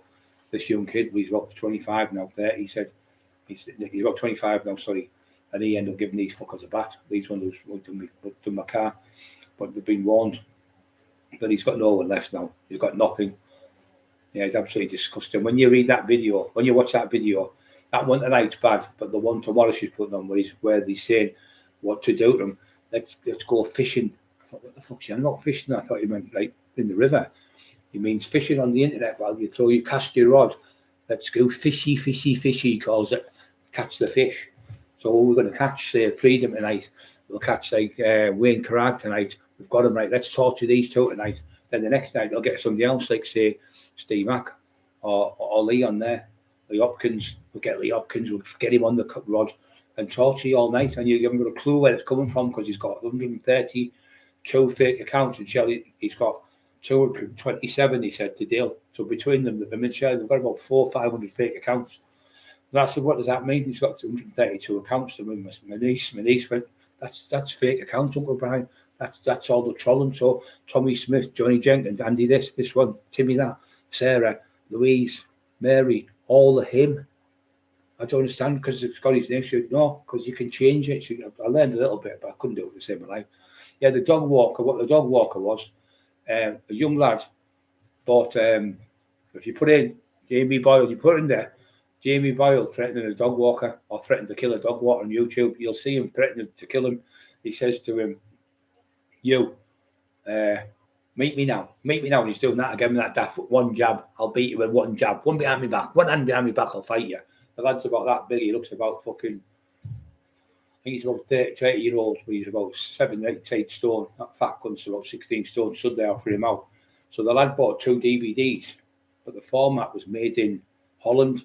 So the DVDs lasted, it was either 2 minutes 56 seconds or 5 minutes 56 seconds. I can't remember. But anyway, he put them on, they went off. He said, look, Jamie, I bought these videos, £20 each. The Lee Duffy ones. He said, they're not working. He went, oh, just send it to the shop and send me your address. So he sent the address 4 times to him. Never. He said, I've asked you now, twice in the street. He said, well, come and meet me now. I'll talk to you. So he went to meet me. He went, oh, I'll fight you now for them. I'll fight you. And that went to fight. The lad over the fucking money that he owed him. So the lad had lived in the same street. So he said, I'm going to come round your house for some kickboxer he mentioned. I'm going to get this kickboxer tomorrow. He's going to come round your house. We're going to fucking kill you. We're going to fucking kill you, he said. So he's going to go to court as well with the evidence to prove he's threatened to kill people in the street. We've got loads and loads of people going to court to back me up. We can go to court and make big statements and pinch people. We have to do the same back. You've got no choice. You've got to fucking countercharge them or you go to jail for something you haven't done. He's not going to like it. 32 people on. Don't forget to push the like buttons, guys. So what are we supposed to sit there? Let fucking, we've got innocent people getting threatened in the street just because he wouldn't pay him the money back. Took £20 for the £40 that was, I think, or £20 for 2 DVDs. He would give the money back because he'd blow all in the fucking blue tablets. He's obsessed with drugs. He's on the fucking brown every night, and then he gets full of that and Bacardi and Coke and shit, and then he starts on the Subutex. And then he starts on the Daisies, then the other ones that you call them Subutex, yeah, he's on them as well. He's on every fucking thing. That's more Dom and then Punters. Yeah, that's fucking funny, Jimmy. Fucking funny. That's a matter. You're right. Well, on a Saturday, Sunday, you might say you've got a girlfriend or you've met somebody on a date. Once you drink on Sunday, you say it's Friday or Thursday, you met them on Thursday. Once you drink on Sunday night, it's just a quiet drink, like a local pub. You'll go in, there'll be like 20 people in the pub. 30 people in the pub. That's all it'll be in. There'll be no dorming on because there's no trouble on a Sunday in pubs. So it's just like couples that usually go out on a Sunday or people have met each other in a pub and they wait at the doors. Hey girls, all right, lads. You've got 3 or 4 lasses coming in, 2 or 3 lads. It's never full. They're just like quiet in the corner, sitting, having a few drinks, just chatting because most of them are on their own. Like they live on their own, so they meet each other to the pub. Yeah, but he's obsessed with torturing people. Like I said to you before, you're putting Jamie Boyle threatens an innocent dog walker. That's it. On YouTube, you'll see him. If you put in Jamie Boyle, I smoke crack and weed on YouTube, you'll hear him calling me a spastic, a retard, and all the names under the sun. That's going to court as well. So he hasn't got a fucking leg to stand on when all this evidence comes forward because he's been on that much shit up his nose and on the fucking tinfoil Doyle boil. So he's been on that much stuff. He's forgot what he said and forgot what he's done. But the amazing Emma has screenshotted every fucking thing. Some of them I forgot. Like, how the fuck have you got that? She said, I've kept that from day one. Simon, give me that. No, I've got that off Dale. Don't worry about that. She said, I've had it nearly 2 years, 3 years. She's got all the screenshots, everything you made. You know what you know what Emma was like? Do you know the Kraken, the big monster in the bottom of the sea? You've released the Kraken now. She's like, oh, like a big fucking monster coming out the sea to get you. That's what you've released now, the Kraken. It's in the old films, and the Kraken comes out. Nothing can beat the Kraken. It's like a big monster. You've released the Kraken now with your fucking lies. But what you have done, you've made the police look like fucking idiots. So my lawsuit's now going to be fucking massive now when I go to court. It's going to be great. I was arrested for nothing because a man, compulsive liars, had all these other people arrested. They're going to go, and I can ask for, I can't remember what it's called. It's something of practice, I think it's called. Police powers of practice. I can't remember what it's called, but it's a special word. And what you do, you can ask for every single bit of information, what he's done, how many times he's phoned the police in the last 2 years, 3 years, and how many people he's had arrested, and how many people have been charged, and how many people have been in jail. And when they say he's rang up 350 times, one police station, he's rang up 250 times, they'll understand he's fucking round the fucking bend, and they'll say, put him in the nut house, put him away in the nut house, because his phone will be registered, because he's a registered police informer. So his phone will be registered police stations, and they cannot divulge it, because what happens, another police force like we've got now, we've complaints, we've got the Commissioner of Police complaints. What they are, they're all ex-coppers that have been asked to be Ben coppers, and they've went, fuck you, and they've turned them in. They're like really staunch, 100%, like put their hands up and swear an oath to support the like people like us. So they put their hands up like that, and these are the ones who put the Ben coppers away, the corrupt police officers, or the corrupt policemen, or the policemen that don't do the jobs properly. So we've got them involved now, and we've got the main one from the Met Office. They're all involved, but they're not from the Met Office. You phone the Met Office, and they put you on them. So they're a governing body, nothing to do with the police. So years ago, the police were investigating the police. So you're never going to get a fair trial. Now these are ex-police, ex-social workers, and ex-people like whoever the City Advice Bureau and also hate like corruption and stuff, and they help people who are getting bullied and stuff. So we've got them, and you know his name is the policeman, Inspector Brian. That's his fucking name. I thought that's a message from God. That Inspector Brian, he's called the inspector. That's who's involved. 101 on. Don't forget to push like buttons, guys. 34. We can get up to 60 tonight. Surely we can do that. Last night we got a 66 like buttons pushed just because of this animal, what he's been doing to us. See, the more people who support the channel, the more better it is for us to go to court as well. Which is people will see and say, well, I've been watching the channel for ages, and I've never seen Brian threaten people on there. I've never seen Brian threaten anyone, because I haven't threatened anyone. I'm coming here to help people. I'm coming here for a laugh. I'm coming here to help people with the depression. Ice Queen, you okay, love? Freedom, like buttons. Even Ice Queen knows all about it. She knows she's been watching us for ages. She knows we don't threaten anyone. We help people. This animal's been doing this to people for years and years and years. He's just been talking to a little Teddy Dicko, 66-year-old he is, putting fucking horrible comments in. He's a paedophile, nonce and all that shit on. He's round. He is. He's definitely round. I keep saying it. He's round the bend, but I can't think of another fucking word. Yeah, that's the other one. You're right there, Wayne Carrage. So thank you for correcting me. There's another one where he goes, I smoke crack and weed. But the other one is with the dog walker.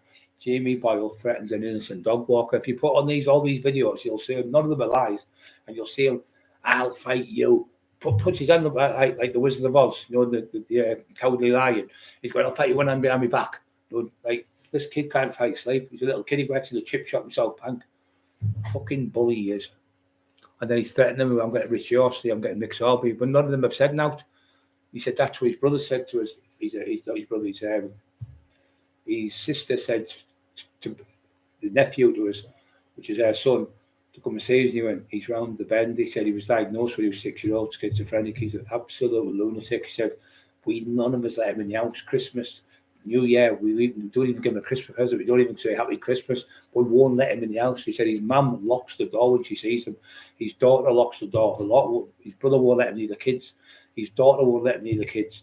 His sister won't let him near the kids. They won't let him in the house. So his sister sent her boyfriend called Paul to see us. No, sorry, Paul was his friend. No, Paul lives next door, who's friends with the other Paul who goes out with Doyle's fucking sister. 2 Pauls there was. But she came to see me, he came up with them, and he came in the car and he went, listen, the sister's asked us to come up. She's a friend of mine. She lives at such in Middlesbrough. She said, we have nothing to do with this. It's him. We've got rid of my dad because my dad threw him out the house years ago. Tell Brian, we've already said, leave Brian and Cockerill alone and Emma. It's embarrassing what you're doing. You're doing the same thing what you did on all the estates when we were kids, bullying people and getting people to fight each other for no reason.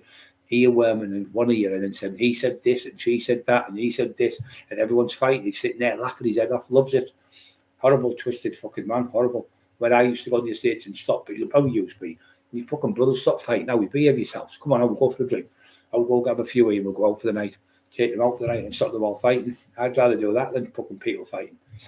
But that idiot, he sits there loving, he's always splitting people's marriages up and everything. He said he's tried to split his own sister's marriage up to Paul. Paul's fucking sparked him 3 times, who's his brother-in-law. He said, I've knocked him clean out 3 times. He's come in the house for a drink, and every time he's tried to have a fight with me, I've just knocked him out with 1 punch. Then booted him out the fucking door, kicked him up the ass, fucking idiot. None of them will let him in. Not, like I said, the woman who knew his mum, she goes to see her. She said his own mother won't let him in the house. And that's like everyone in Teesside will tell you what a wrong he is. 35 thumbs up, guys. We're getting to the 60 now. 100 people on still. So this animal is going to report me to the police again. He said, I'm getting done for this, I'm getting done for that. Well, Jamie, you report me to what? But you've just said it today. As of today, I have never, ever made a statement against Brian Cockerill. Little Shirley. I've seen fucking little elephants. Fucking little Shirley. So you now have told everyone that you've made a statement against me. If you haven't made a statement, how have I been locked up? And why am I still on fucking these released under investigation, waiting for an ongoing case to be solved? But it won't be solved because when they look into it, they've been looking into it for 14 months next month. It can't go much longer. I think when Maria's got off, they're going to think this in Cockerill's telling the truth. After tonight, they're going to see this place and they're going to check it. And when they see Simon Amber talking, they're going to think, oh, fucking hell. That's why I'm putting the videos up. That's why Emma's putting them up, to let everyone see. And they're all going to know the truth. And that's what's happening now. The truth's coming forward. There's an old saying, the truth will set you free. But he couldn't tell the truth to save his life. He wanted me to pretend. Just say you went on the drugs. Don't say you were on the drugs because you ruined yourself. I went, no, I want to come out and tell the truth. I was on drugs on and off for 20 years. I don't want people to copy what I did on drugs. I want people to copy my training. I want people to copy my fitness, and people getting themselves a job and getting themselves do what I'm doing now, helping people. I said, I don't want people to follow me what I used to do. I want them to follow me like I do now, helping people and helping people in the community and doing good for people. But you just like to hurt people and upset people, torture people. I've never been into that stuff, torturing back and forth and all that shit and pretending to be another person. I'm Brian Cockerill, the taxman. I don't want to come in here, call myself Tommy Smith and go, I'm going to troll you. I'm going to troll someone. What does that? What do you get out of trolling someone, Jamie? I just can't understand why you would want to hurt people, calling people paedophiles and nonsense and rapists. Are you deflecting all the stuff what you are? Is that what you're doing? Watching Paul Sykes 122 times. That's just not normal behaviour. And he was a full-blown paedophile. A pure nonsense. People came on from Wakefield last night, said he was a fucking animal. Scumbag. He said he got battered off a rugby player. Rugby player couldn't fight him. About 15 stone. He said he waited 2 hours to fight Sykes. Sykes never turned up, so he came back, the rugby player, about 2 months later and punched him all over Wakefield, and Sykes never come out of the house for three months. He sat in the fucking house, didn't dare come out. So Sykes was one of them. He was great if you were littler than him and he could have a fight, but if you were like a big lump like me, he fucking ass caved him. Yeah. So don't forget that Emma Cockerill YouTube. Emma talks to Simon. It's absolutely shocking. It is. I've never heard anything like it in my life. All my life I've been a kid. I've never heard it on the estate enough, and I've never heard of anyone like it in my life. It's like in the realms of like fucking Myra Hindley, fucking Jack the Ripper, and fucking like that. He's just obsessed with all these type of people. He loves all these things about people being murdered and butchered and raped. He's into all these rape things and that. He's fucking round the twist. Ice Queen sub. Thank you so much, Freedom. I've got Ice Queen subbed. Yeah, brilliant. Yeah, there's loads more people coming on subbing with the channel. It's marvellous, but yeah, I feel really bad for Emma because all the shit she's had off him and all the fucking anguish and all the tears and everything. Because when I was in jail, he was going, "I'm coming to rape you. I've got all the lads going to come rape you. They're coming through your back door." My poor wife was barricading herself in the fucking living room with the table and chairs and the settee and the dog, and sat on the settee, petrified. She couldn't even go to the toilet at night because she had the front door locked with chains and everything. And she had a big elephant, what we had jammed against the door with a piece of wood jammed between the door. So she couldn't go to the toilet because she'd have to come out and think, oh, they might get us through the kitchen. So she'd barricade herself in the living room while I was in hospital. And then the lads come to the hospital and said, "Oh, it's terrible with that. Emma's having to barricade herself in the house and weigh in a bucket in the living room because she can't go to the toilet. What the fuck are you on about?" And then I said, "Right, that's it. Get me fucking up there now. I'm getting out." Took me back upstairs and he said, "No, you can't go. You've only been, Brian, you've only been. Had the operation 3 weeks ago. You need 12 weeks rehabilitation." She was called Jordan. She was a physio. She didn't need to go in the hydro pool in James Cook. "We've got you in there next week. Oh, you big fella, you've been doing really good with your therapy and everything." She said, "I'll get you back on the feet. I'll tell you what I'll do. I'll do it within 6 weeks for you, I promise you." We were all upset because I was going. They knew because my injury was horrific. But I thought I'd rather be home and die next to my fucking wife than be in there and the house being burnt alive and she's been killed by herself. So I'd rather fucking stay here, even though I couldn't hardly get up enough, and I still supported her by being on the bed with her. So I was on a hospital bed, paralysed with the neck down, and that scumbag was going, "Come on, Cockerill, me and you one-to-one. Come on, Taxman, I'll fight you. Windows a draw. Come on, me and you one-to-one. Windows a draw. Windows a draw." So you kept saying the same shit. And then when the next day you said you were going to meet me. If I don't turn up at 11 a.m. on Sunday morning, 10 o'clock, I'll never, ever show my face on YouTube. You never turned up, Jamie. You went on the run for 3 weeks. You had a mental breakdown. Crackerjack. Everyone was calling you names. Wanting to fight a paralysed man. You're really big, tough man. And now I'm getting better. I went, "Right, I've accepted your challenge now." And you've gone back to police again, saying, "I'm threatening you." No, I didn't. I've accepted what you've challenged. I'll accept it again tonight. I'll accept your challenge. I'll meet you anywhere you want. Come on, big, tough man. Come and have a fight with a man instead of little boys in the street and threatening people and threatening women and threatening poor Marie Howell and trying to get Maria's 3 children took off her and put into care.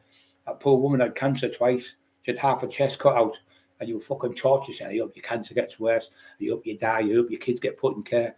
Texting all these fucking horrible things, torturing that lady for nothing, just because poor Maria stuck up for me and Emma. You a fucking animal. You are the worst. I can honestly say you're one of the worst things that's ever been created on this God's green earth. I can't think of another person worse than you in my head for what you've done. I really can't. You're the most prolific troll that's ever lived, you and your wife. And what's coming to you is coming. You really are going to get it, You are going to get it. This is all going to come down on you like a ton of bricks. You think you're clever with all your lies because you're on the brown. You can't remember what you said last week to this week. So you don't know half the evidence we've got. But the lies you've been telling the last few days has just condemned you. You cannot divulge information on an ongoing police investigation, because when you're divulging information, you're telling the public what I've done and what I'm guilty of. You can't do that. That's why you've got a judge, trial, and jury. You're not the judge, trial, and jury, Jamie. You're fucking Punch and Judy. That's what you are. You'd be like fucking Punch and Judy, you silly cunt. You're a divvy. You can't fight. You're pretending you're in the ABAs 27 bouts. You never had one fight in the ABAs. You're a crank.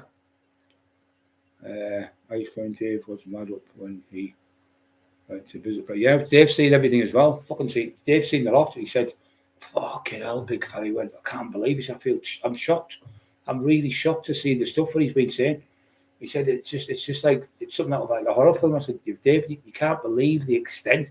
You start telling people, they think you're insane. "Oh, he's rambling about this, he's rambling about that." But when you get it yourself, you'll think, "Fucking hell, I can't believe what we're getting." Timmy B was like that. He said Timmy was like that.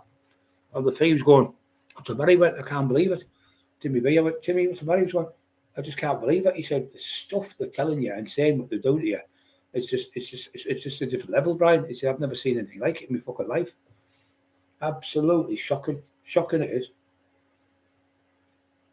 Windows and draft. Fucking windows and draft. He said he's 5'8", you're 5'6", with a big pot belly, right? Big pot belly like that, and little stubby legs like that, little fucking bandy legs you've got, full of cellulite, not a batty legs you've got. You can't fight. Every fight you've had, the last 9 fights you've had, you've been battered. 9 times out of 9, you never even threw one punch back. All 9 people battered you. And you've been chased out of Teesside, you've been chased out of fucking Newcastle, Hartlepool. Everywhere you've been chased. Nobody wants you in Stockton or Middlesbrough, anywhere. You've been chased. Do you really think you could do you really think you could torture the taxman in Teesside and get away with it with all the good people live here? All them people I've looked after for years and helped. All the people have worked on the door and trained to fight. And all them kids I've helped to fucking have nowhere to go. And going into schools and help kids. And going into fields and then kids at the house training them on the bags and everything. All them kids are all men now.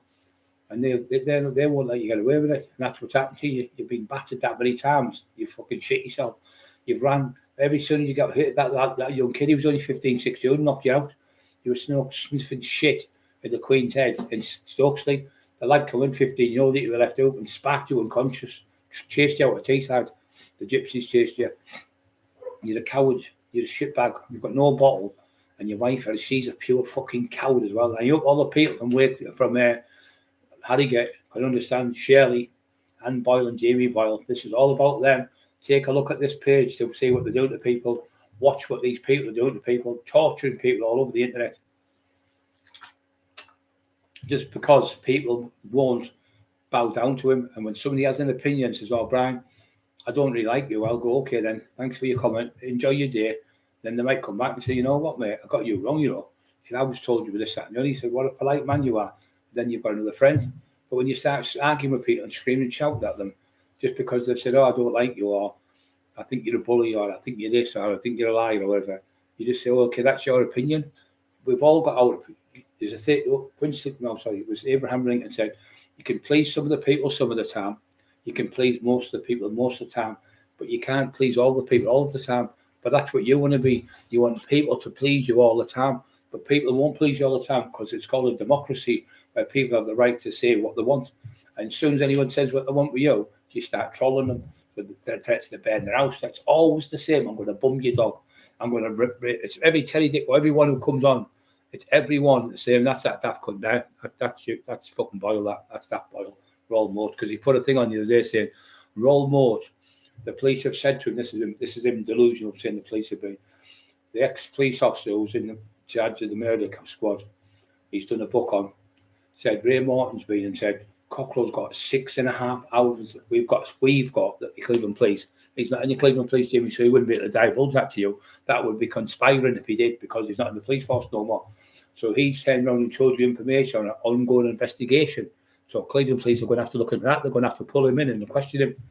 Because I know the law inside out. You're not allowed to be an ex-police officer, go in there, get information on the police station and go back to someone and give them the information what's on somebody else who's been getting investigated. You can't do that. It's against the law. It's called perverting the course of justice, conspiring to pervert the course of justice. And you've got to perjure yourself by doing it, because perjury means lying. Every person's statement you've made has been lies. Because if there weren't lies, Steve Mack, Steve Shannon, Cal Walker, Emma Cockerill, Teddy Dicko, Kev Kilty, all these people would have been charged. No one's been charged. And all the years and all the estates, you've never got anyone charged and jailed. But you've constantly made statements against people. But you've set people up with drugs. And you've got the gear off them, and then you phone the police on them, got them nicked. That's what you are, a known police informant. Low life. Pick on people. Yeah, he always picks on people. Smaller. It's not just a smaller rock. It's people like myself in a wheelchair. It's people like, say, Marty Joseph Turner, who's in a wheelchair, he had OCPD. People like Dale, who's got cancer. People like Emma, like a woman. People like Carol Edwards, because she's on her own. People like Marie Howarth with cancer. It's always people with cancer, like Terry Dicko said today. It's always people that are poorly. Picking on you, Brian, when you're poorly, when they said fucking boot you when you were fit. Because I was with him for about 6 months and I was fit then. But when I got bad, he started giving it big licks. And then obviously I've come back. I'm not 100%. I'm probably fucking 50, 60%. But a 20% Brian Cocker would snap you in two, you little freak. One slap would take your fucking pie head clean off. Anything else, the grease would take me a month to get off my hands. Chip pan fucking head. You'd cook about 400 pounds of fucking chips with that hair, that fat in your hair. But the thing is, you'd fucking die of poison if you ate them. He's the most poisonous, jealous person I've met in my whole life. I've never known a more jealous person Everything is about I and me and I and me and I and me. Bullying people, sorry. But the thing is, the Simon Ambler one is amazing because that's like Jesus and the copper coming. Oh, I'm in charge of the complaints department from such and such. We have nothing to do with the police. He said, but I've been here. My name's Inspector Brian. I went, oh, I looked at Jesus up there like that. And thank you, God. And 2 days later, oh, let's just start Maria. Maria gets off. Oh no, he comes on the scene, posts all these things. He's going to happen in the next couple of days. I'm getting arrested. And then Maria comes on and says, no further action. Get in! I'm fucking down to me. Ruptured my throat. I was like a little kid at Christmas. Like I'd been bought a fucking top of the range telly or something at Christmas as a babe, as a little 10-year-old or something. Rocky, you okay, son? Love Rocky. He's a good lad. Barry knows him. Barry knows that fucking weirdo. Barry's one of my best friends. He's a great lad. And he's been following me for about 3 years and he's seen all the fucking shit going on about grape. Yeah. Think about the grapes. Yeah, that's all he does. Yeah, grape. Everyone's grape. And then the young kids, does anyone point to where the rent boys are? Then he went on the train getting off at London to meet Sean Atwood. Then he's down Soho going, what was it he said?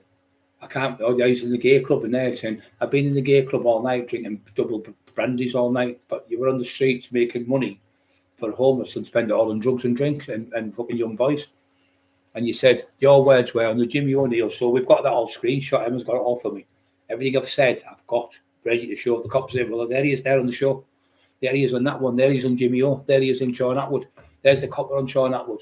There's the copper. There's the other copper they did the book with. We've got all the screenshots of all the pictures off your post. We've screenshotted all the pictures where you sat with the copper, having parmesans with him, pubs you're in with the copper in Middlesbrough, houses you're in with the copper. Emma's no fucking idiot. She's got every single fucking thing you've done. Everything you put on the internet. Emma's got all screenshots. Here he is for the police. Here he is on the Sean Atwood show. I'm a police officer and all that shit. Yeah, working with the police. So how could you get in? You've been to jail for burgling. They all know you're on the brown. They all know you're a little wrong'un. So why would they work for you? Because you are a little wrong'un, aren't you? Because you like making statements to people. You like grassing people up. You like stitching on people. And that's what you've done all your life. And your whole family. I've never known a man in my life have the whole of his family, not one or two uncles, dads, brothers, nephews, cousins, sister, daughters, kids, everything. None of them speak to him. None of them have him in the house. Not one of them. His brother fucking hates him. His brother's a good lad. He's a red berry, and he took his hat and walked around the town pretending, I've just done a 10 weeks basic training. I've just passed the red berries. And his sister went, he never passed him at all. It was my brother. He's the red berry, not him. He's got a red berry on, the lad, on the cap. I said, who's that? He said, that's my brother. He said, but I did it as well to me and Bobby. And we thought he was in the army and all that. And we found out it was all fucking made up. Bullshit. The name Tim timed out program on 10:45 him. The name timed out program on 10:45. Yeah, Rock. Yeah, you can watch it. But if you put in Jamie Boyle, I smoke crack and weed. If you put in Jamie Boyle threatens an innocent dog walker or Jamie Boyle and the dog walker, it'll come up. It's just on YouTube, and you'll see him threatening the man in Stokesley. And if you put in, if you put them one, I know it's that other one. I smoke crack and weed. Jamie Boyle, I smoke crack and weed, and you'll see him calling me all the names of the sun. Do you really think the jury's going to do me for coming on and saying a few things when you're calling me a spastic and a retard and a monk and want to fight me in a wheelchair? They're going to think, what the fuck? This man should be the other way around. I honestly think when the Crown Prosecution Service look at it, the CPS, they're going to think this is can't go to court. This is pathetic, because what it's classed as, what it'd be classed as, is it worth it for the money it's going to cost? And is it worth it to be in the domain for the thingy of the people? You know, if it's beneficial for the people to do it for I can't remember the word they use now. It's like it's something to do with the people. You know, to say beneficial for the people or something. So they say it's not beneficial to do it because there's nothing there. So I said, if you come to my house, I didn't say I was going to kill you, but you're telling people you're going to get me killed, you're going to get me shot, you're going to get all this shit. We've got all screenshots from your fake accounts. And we've got Simon Amber as a witness, we've got Terry Dicker, we've got Kevin Kilty, we've got fucking tons of people, the dog walker, all them people have gone up, all them people you bullied have coming back to bite you on the fucking ass now. What are you going to do, you little mug? Nothing. You're going to shite yourself after this video tonight. You're sat there now, cacking his pants. No, you're right, Barry is fair, but it's not looking good for him, is it? With all the witnesses he's bullied, have all phoned and contacted us. I've got my brother, I've got Terry, Kev Kilty, I've got his two sons, I've got Terry's son, I've got fucking Carol Edwards' son.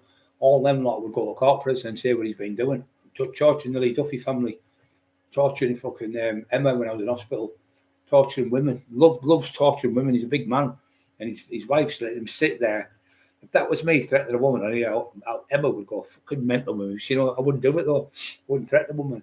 He's going, oh, Brian, you brought the scales jaw, and he's put this one in hospital. And he sexually abused this 89 or 87-year-old woman 30 years ago. So 89. That's how she's 127. Oh, he's getting done for. He raped two 9-year-olds. He raped two 9-year-olds 10 years ago. They're both now 29. They're going to court. But they raped them. They were 9-year-old 10 years ago. They'd be 19. You daft cunt. They wouldn't be 29. You just can't. You just go because you're off your end and shit. You just make things up, and then you fall through like that. They just said to me, "Mate, 33 people in the club. That's more fucking punters than fucking doormen. People aren't stupid, you know, Jim. You're not all like you, an idiot." And you make a lot of money fair and rip people off. He does. That's what he's done over the years. Just rips everyone off. I'm off out. Check that. Okay, Barry, son. Thank you. God bless you, Barry. I'll catch up with you one day soon. But thank you very much. Don't forget to leave a little comment there, Baz. Love you all the world, son. You know that.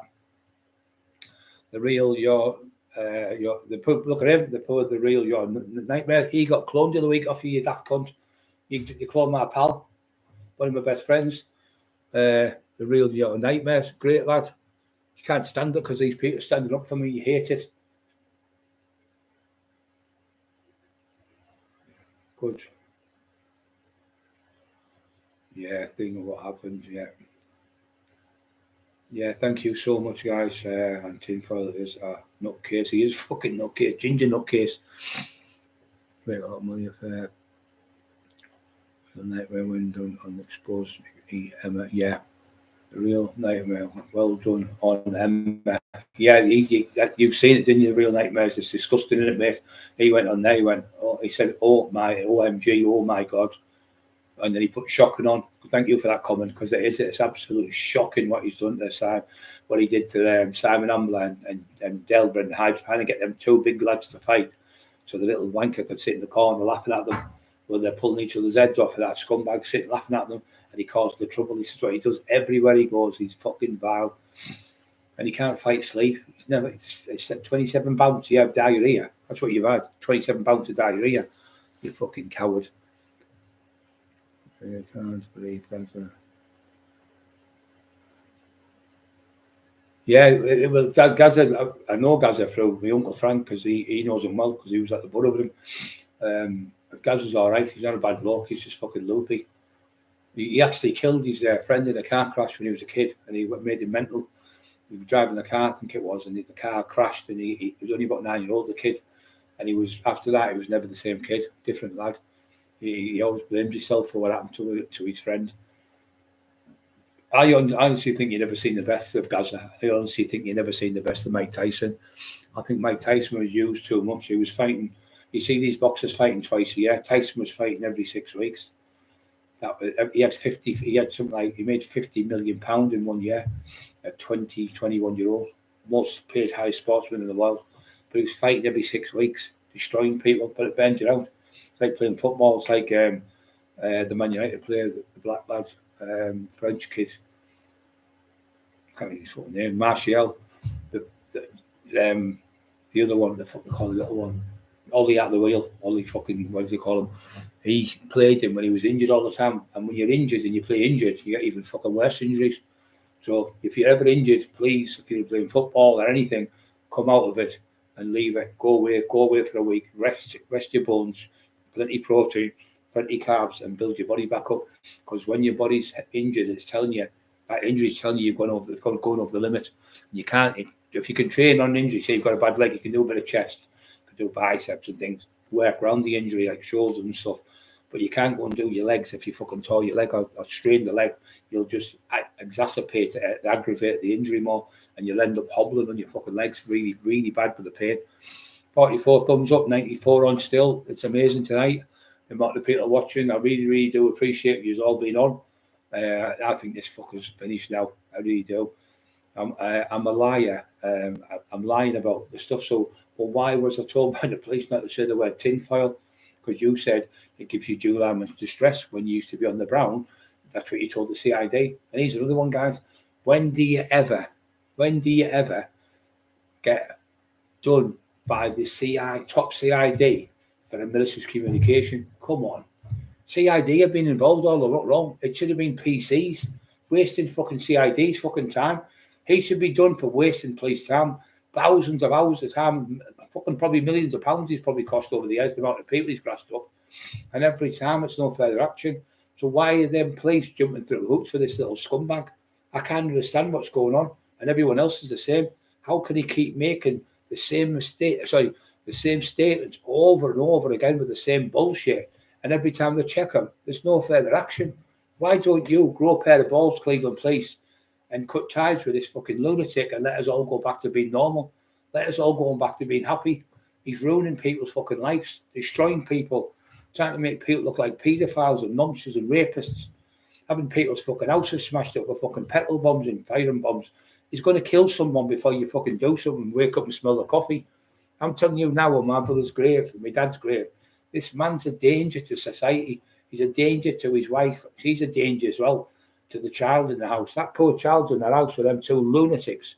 The kid's doing nothing wrong. Them two loonies could be doing something. Somebody could go by with a shotgun, blow the windows out and fucking kill the kid.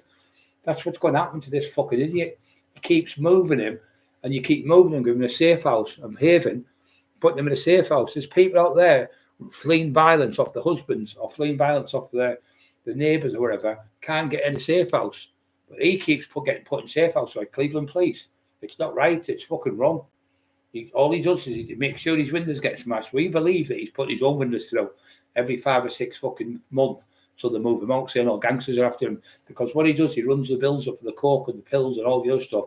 And when there's there's nothing left, he starts bullying them, and then they go to his house. So I think that's what he does. He gets them to come to the house so he can say, oh, they're threatening me. Next minute, his windows go through, but no one's been charged for the windows ever. No one's been done for any windows. We honestly think he smashes his own windows, me and Emma. And so does Marie Howarth, and so does Carl Walker, everyone else. We think he's done it himself to get him moved by the police because he owed debts to that many people for the drugs. And all the people on the estates in Middlesbrough said the same. He used to go around called Newman, Hemlington, all the estates he's been chased off. So why are all these people from every estate you've been on chased you off the estate, and then the next minute you're moved into a safe house somewhere right North Yorkshire? Why would a man from Middlesbrough live in North Yorkshire? Because is that where Shirley's got a contact with one of the cops down there? Has she got a family in the police down there? Is that why it's happening? But I can't understand why PCs never turned up instead of the CID when it was only malicious communication. Threats to kill. Threats to kill if you come to my house. Threats to kill. How's that threats to kill? Threats to kill when you say, I'm going to come to your house, like you said, in the morning, I'm going to fucking kill you in front of your kids. If you put it in Jamie Boyle and the dog walker, in it threatens an innocent dog walker. If you do it a few times, you'll find it. But it's on YouTube. And the other ones, Jamie Boyle, I smoke crack and weed. You'll see about an hour of him screaming and shouting what he's going to do to me and how much he's going to do. So why has he not been arrested for that? Why have I been arrested for if you come to my house and he's threatening to get me beat up and saying, I got my mate 40 times to ring you. There's 40 dual harm and distress, there's 40 crimes you've committed in one sentence. And you went, I got my other throat friend 37 times to phone you, and you wouldn't fight him. No, you didn't. But even though you're saying it, it's still dual harm and distress because you've said it. You're an idiot. You don't know the law because you're thick. Proper thick. There's still 93 people on. Laughing with him, Ricard. Yeah, we are laughing, mate. I think he's ruined himself this time. I think it's. I don't know what you think, but I think of the menace. Yeah, we'll be rid of him soon, mate. One day. I think it's going to be very soon. I think he's ruined his case now. It's okay. It's on news to me. Killed near me weekend. All right. Sorry, mate. I got mixed up with that. But my hands, my eyes. Paul, not. Police not arresting him. You're the one arresting him. They keep letting him off. He never gets arrested. He's a fucking little wrong'un. And the police said, he's on the phone, the woman said. She said, I feel like a ping pong ball back and forth. She said, your wife's on the phone in the morning, he's on in the afternoon. She's like, he's on the morning. I'm like that on the phone. She said to Maria, she said, I'm glad this is over now. She said, every day, since it's been going on, for 100 odd days or something. She said, every day they both of them phone 2, 3, 4 times a day. And then she said, they're on the fucking bend, Maria said to them. And the woman that concurred with her, she said, every day, she said, it's the same stuff. She said, I'm glad it's over now. So Maria got off, and he said Maria didn't get off. She's lying. It's doctored papers, the same as me with the court case. When he got done by the judge, contempt of the court, I showed the papers with the judge's name on, the dates, the times, the courts, the stamp, the stamp of the court, and everything, the dates, everything. He went, oh, the doctor, how can you doctor them type of court letters? It's impossible.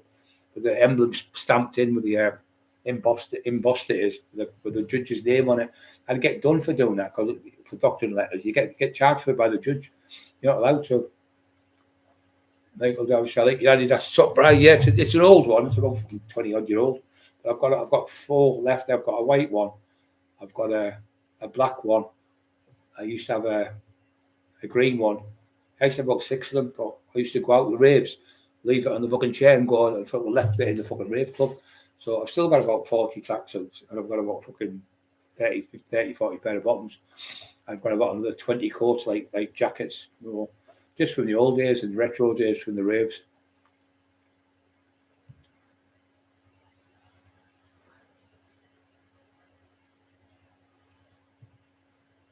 Yeah, only 3 in the house. The son found the dad. Police can't solve it. Give it to Jamie, but he'll solve it in about 8 seconds. he knows where Jack the Ripper's fucking from. Even that, I'm going to put in the courtroom and say, this shows you how deranged he is.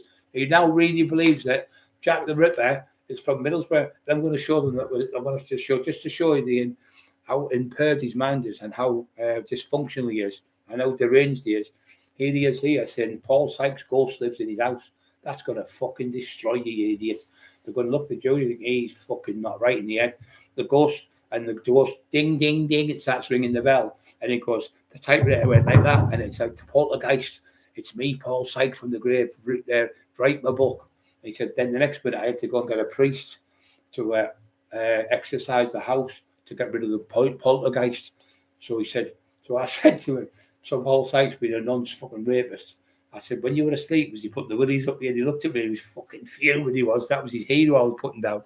He went, like that proper raging he was. And Jimmy O was on the show, and he laughed his fucking head off. But we've got all that, because Emma's got all that as well. And then we've got the bit where he's going, Brian Cockerill, such a lovely man.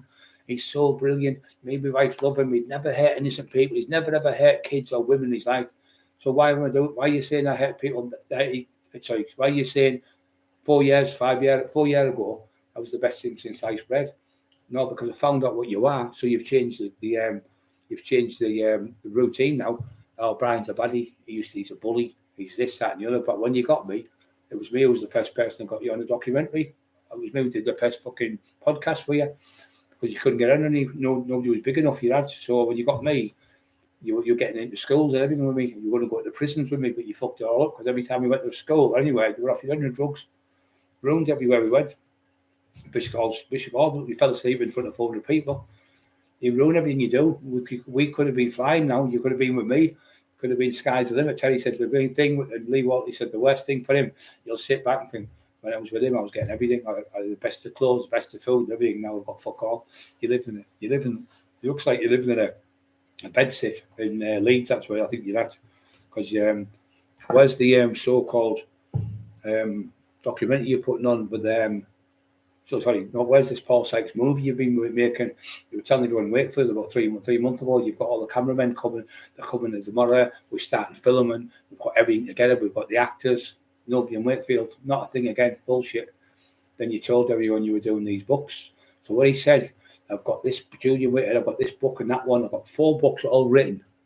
We know certainly, all of us had that. If you even had 1 book, you'd have had it published. So you've tried to tell us now you've got 4 books written. But the reason why you won't put them on, because you've got a court case going on with me. Why didn't stop you on the other times this has been going on for 4 years with me. Didn't stop the other times putting the books out, because you haven't got 4 books, you're full of shit. You haven't written 4 books at all. That's just blag to the people, but I'm not going to put them out there until I get this sorted out with him, he said. And then you went on the day and said, you haven't made a statement against me. But if you haven't made a statement, why am I locked up? Why am I under investigation for you? And why have a bail sheet upstairs, which is finished now, the 6 months bail, saying not to go near Jamie Boyle, not to go near Shirley Boyle. Never mentioned the kid, never mentioned the knife, never mentioned the child, never mentioned threatening your wife. It was all malicious communications to you. So she's made a statement as well about the malicious communications, but he made an impact statement as well against me. That's why I got arrested. Ryan, you're under arrest for threats to kill Jamie Boyle. That was the arrest. That's what the warrant out for threats to kill. Threats to kill. Fucking slap him and knock him, kill him. The silly cunt. Never mind, fucking wouldn't have to punch him. Don't forget to push the like buttons, guys. We're getting to the end of the show now. Fucking back's killing me. We'll have some nice dinner tonight. Just have a nice bit of food today. I found that was lovely. Spaghetti bolognese we had yesterday, and then yesterday, well, you had a big dinner yesterday. It was all what you call it, roast beef and lamb. Roast beef and lamb last night. It was just off the bone. The dogs were right bad for it. I was going, stop it, you. I'll give the dog so much. That dog's huge, that pup. Not Eli, he's monstrous, but the pup, I can't believe he can't stop growing. He never stops eating. He's like a fucking dinosaur. I've never seen a pup eat so much food in my life as that Wolf. We call him Wolf, all right. Fucking right name he's got, Wolf. Paws are massive. HT 78. I'll put the other bit in for you. I see. I know every name on here. My memory's fucking sharp as a tack. Don't please hit the like buttons, everyone's. Mark Emerson saying, and Freedom. Yeah, we nearly had the like buttons. We're nearly there, guys. We're up to 60 nearly. We're up to 47, 87. No, don't forget to push the like buttons, which means you like the show, which is the button on here with your thumbs up. It just helps us with the algorithms. It helps more people to watch the channel and out this fucking lunatic, absolute idiot. But now he's saying I'm lying. No, I'm lying. He's never made a statement against me. So why am I locked? Why have I been locked up, Jamie? Chucky. The police waiting for you. That's exactly what you're looking for, Corrado. Spot on. Give that man a cigar. He's trying to push my buttons so I do something stupid and get locked up, but I ain't going to do no stupid, Jamie. And when he's putting on the stuff what you sent to me from your YouTube channel to my channel, I'm only putting on the stuff what you put in London where you called me a spastic and retard and want to fight me. I'm only putting on the stuff where you said Richie Horsey was going to fight me 40 times. Mick Sorby, Tammy Turpin, Billy Tobin, all them people, hundreds. Paul Bennett never said a word. It was you all the time, you doing it, and then they all come forward. So we haven't said a word. It's him. So they fucked you off. Vulture, all them lot, every fucker. You were doing it with the Sayers and saying Stephen Sayers, right? Sayers has felt they're going to do this to you and do that to you and threatening me all different things. Phoned and said, never said a fucking word about you. He's fucking touched. He is touched. They said touched. Copper's narc. That's what he is. Yeah. 86 people on. Yeah, so he's saying we don't get any views on our channel.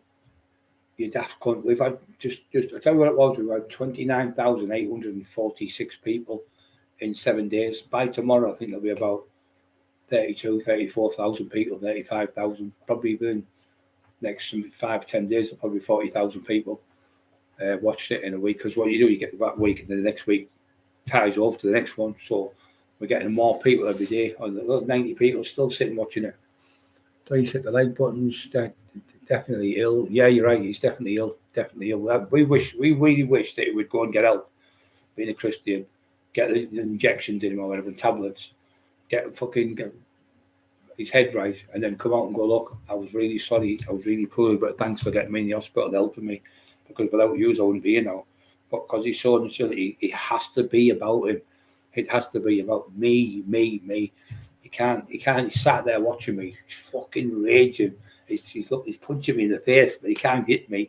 But you can't fight, Jamie. You can't fucking fight. Put one up behind the back. Yeah, you are the cowardly lion. Put him up. You got to slap a fucking Dorothy and you start crying. If Emma slapped you, she'd take your fucking head off. You're a weirdo. You are a fucking weirdo. Everyone's calling you, called yourself. You went out at school and they all called me a weirdo, but they're still calling you that fucking 30 odd years later. He's getting off that much. Yeah, he is. Yeah, but what he's done by doing that, but he's getting off that much. He's slipping up now. Yeah, he's slipping up all the time with all these little stupid things. And that the girl who was a solicitor, Helen's friend, said he's made the biggest mistake today by coming on and saying that he hasn't made a statement, and also saying that Maria's paperwork doctor, and also coming on saying that Brian's these horrible names he's calling me, and putting out then in the public domain. That's it. So if you put it in the public domain, you can't get a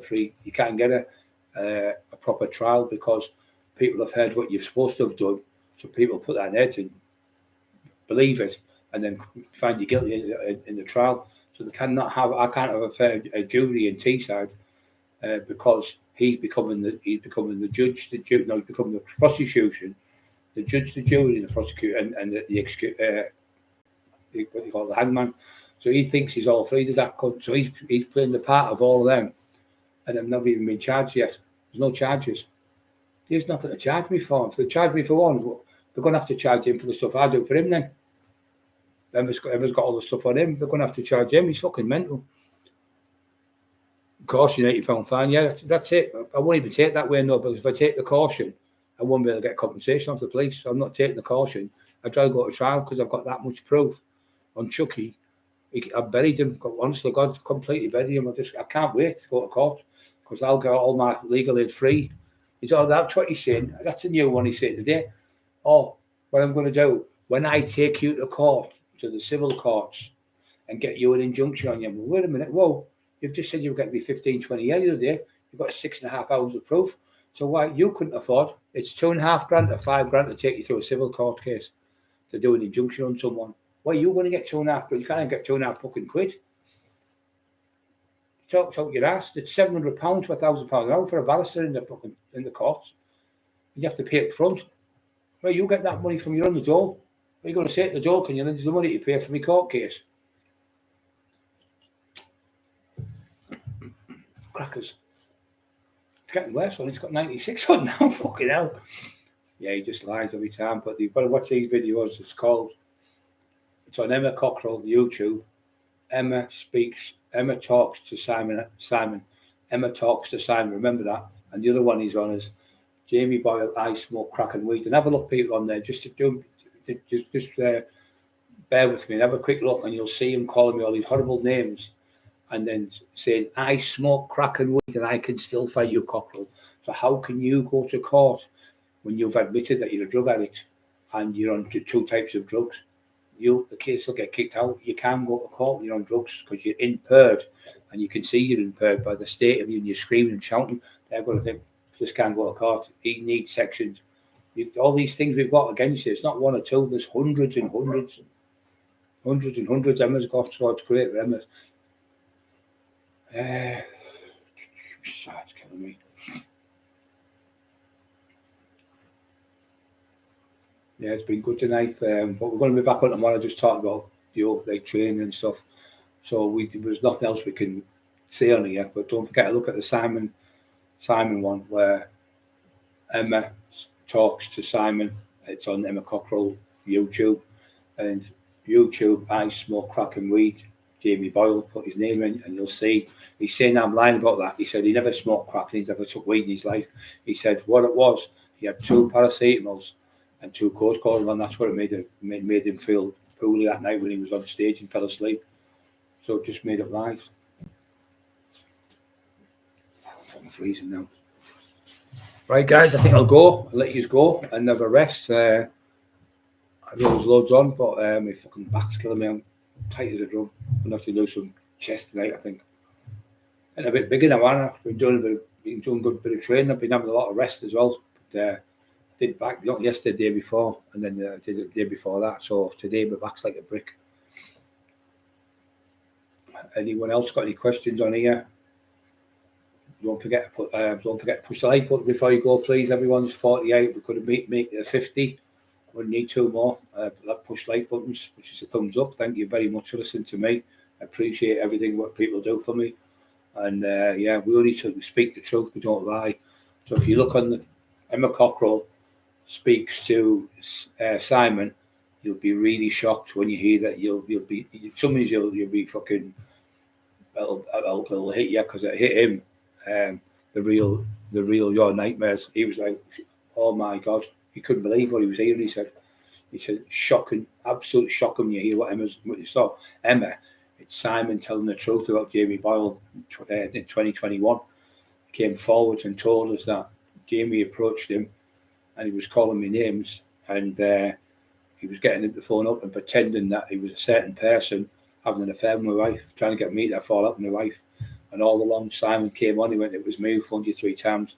I'm called Simon Amber, I'm from Wakefield. Jamie Boyle got me to ring you and phone you and say that talking a Pakistani voice, and he did the voices for me, and I knew it was him, trying to get him to look like him was having affairs. We'd only been married a few weeks, and he was fucking doing all that stuff. And the next minute, when he told me that, it was great. The feeling, knowing I know she was in anyway because she was with him. She was with me for like six weeks. We hadn't been out the house hardly, and so it fell through his plan. So Simon said, "Oh, what he did do?" He said, "Phone Dale Brendan up, Brendan Hyde." He said, and fucking crucify him. This man was dying of cancer, Dale, when he got him to do it. And you'll hear that other man coming on. Why would this man from Wakefield come on, take a chance of going to jail? Because Jamie could have him charged for lying. Why would he come on and get himself in trouble when he's a lovely, normal human being with a lovely family? One's in the RAF, I think he is. One's a policewoman, and one's a rugby player. Why would he jeopardise his kids' careers by coming on there and lying? Because he come on and told the truth. He said, "I feel so sorry for you." He said, "It's me who's been doing it. If you want me to go to the police station, hand myself in and get jail, I'll do the 6 months in jail if you want. If you want to give me a good iron, I won't even try and fight back." He said, "Not that I could fight. I could never beat you. But he said, I feel so sorry for you because I've done this." He said, "I'm a Christian like you, Brian, and you're doing good in the community. So, but Jamie asked me to phone you up." And he said, "Phone him up and say to him, phone him up." He said, "I haven't got his number." So you see him, you're not on this one. Tomorrow's you'll see where the transcripts are, where Simon's screenshot it all and tape recorded it. It's not tape, it's a screenshot, and you can see Jamie's name and everything in it. So these ones tonight, you'll see Simon talking about when he says, phone him up. He said, "I haven't got his number." So he said, "Sam, so he sent me Brian's number." And I said, "Go to his door." He said, "I can't go to his door, I don't know his address." He sent my number. He said, "Well, this is his address." He sends me an address over. He said, "And what?" He said, "Go to the door, threaten him, be deadly serious." He said, "And they'll be shitting themselves." He said, "Well, why would they be shitting themselves? Because I got 2 lads to phone them yesterday." So Simon comes off, thought about it, come back on and said, "What did you get them lads to say?" He said, he's laughing like a fucking moron. He said to him, like that, that's what he does. He went, I said, he said, "I told them to threaten to burn their house down." So he got 2, one lad one day, one lad in the morning, one in the tea time, phoned me and threatened to burn the house down. And that was him, Jamie Boyle, threatened to burn the house down. And then we know he set the house alight last time when he put firebomb my windows. So we know it was a 15, 16-year-old kid he used, one from Billingham, one from Middlesbrough, that got caught with the motorbike of the person whose bike they pinched, caught hold of him and smashed his fucking face in, the young lad, using 15 and 16-year-old kids to fucking feel firebombs. If that firebomb killed one of us in here, them kids would have been lifed off for life, just for a piece of shit like that. And you, Cleveland Police, are fucking pulling me for, if you come to my house and threaten my wife, I'll fucking kill you on the doorstep. If you come to my house, you never come. So how could I do anything when I was in a fucking wheelchair, paralysed? So you were a fucking bang out of all, you, Cleveland Police. You are low-life cunts.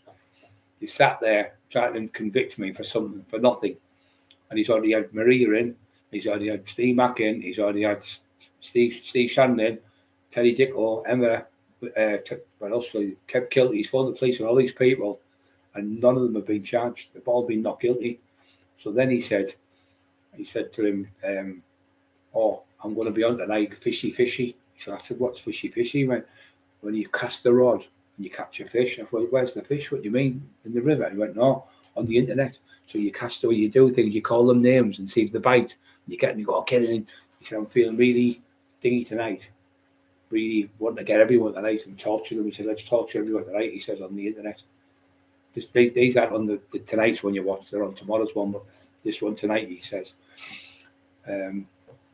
Go to his house and everything, you'll see him saying that, and Emma's interviewing him because I'm in hospital, and he was threatening her to rape her while I was in hospital, and he tells you all about the stuff.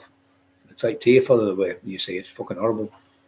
You think, you fucking animal. Poor Emma, she's on her own, threatening to rape her and kill my dog while I was in hospital, paralysed from the neck down. What a big tough guy you are, and your wife's a fucking disgrace, an absolute disgrace, letting you do it, enablising in your husband or your wife to bully someone who's suffering in hospital in a wheelchair, paralysed after 2 major operations on my neck and my back.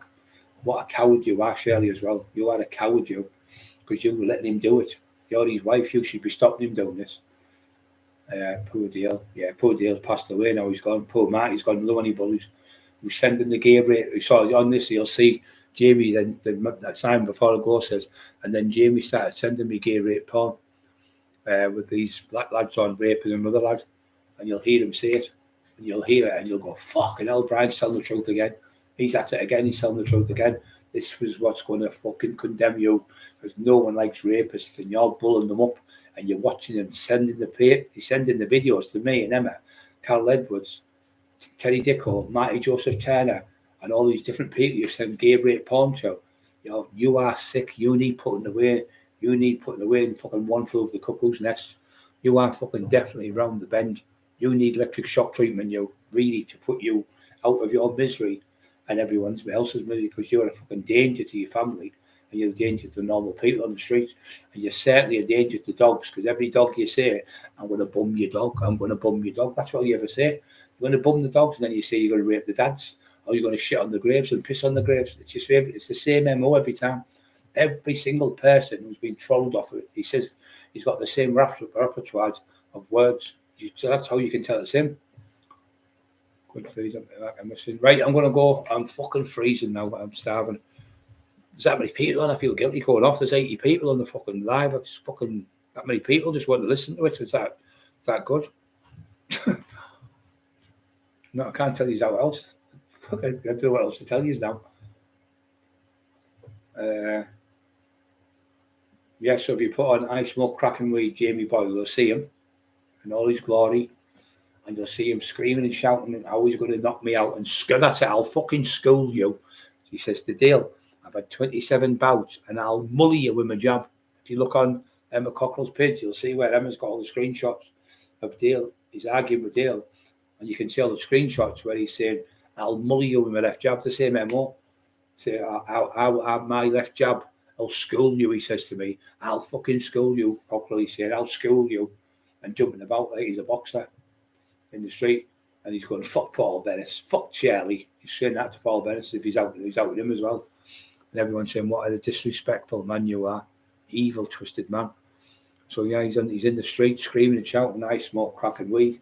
Jamie Boyle, put his name in, you'll see it. Because people keep telling people I'm making that up about that. I smoke crack and weed. He's saying I'm lying. I'm not lying, because it's there. There's about 20 odd videos of him on calling me all through about 2 or 3 days down London. Thought he was good down there with all these people doing the gay clubs and that down there. Thought he was a big tough guy. All the young boys around him flashing his cash about.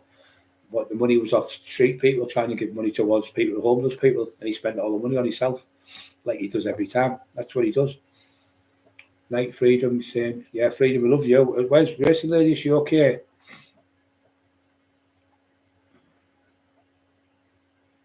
Good night, John Boy. Good night, John Boy. Yeah, the Waltons. Good night, John Boy. Good night, Mary Ann. See, I've got nearly 60 on now. It's 50. I can't use the head in that. Don't forget, push the like buttons. There's 83 on, so you might as well push the like buttons. They're going, I'm fucking already pushed the like buttons 5 times, Brian. Somebody said the other week, I was laughing my head off because you can only push it once. Yeah, push the like button. It just does these head in, because when you see all the like buttons coming up, it proves that he's telling the truth. So people think, fucking hell. And then when you see all the thumbs up, people are like, oh, he's fucking telling the truth. So more people watch the channel, you see. It gives your channel a better prospect.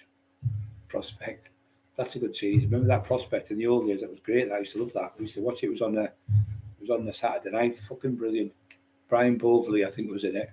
Another lad who was in 4.2 Children. He was in it. A great TV series. That mate, watch that again tonight. There's about 14 episodes. It's about the 80s, and they're trying to get jobs on the street. Like when I was a kid, it was like that. You were trying to get jobs on these YTSs, and you used to get £23.50 a week, working 7 days a fucking week, 8 hours a day, pure slave labour. And then you got £25 a week off this YTS scheme. Pure fucking slaves we were like. And you had £25 a week. Well, I was fucking class for when you were. And I was in college for 10 weeks.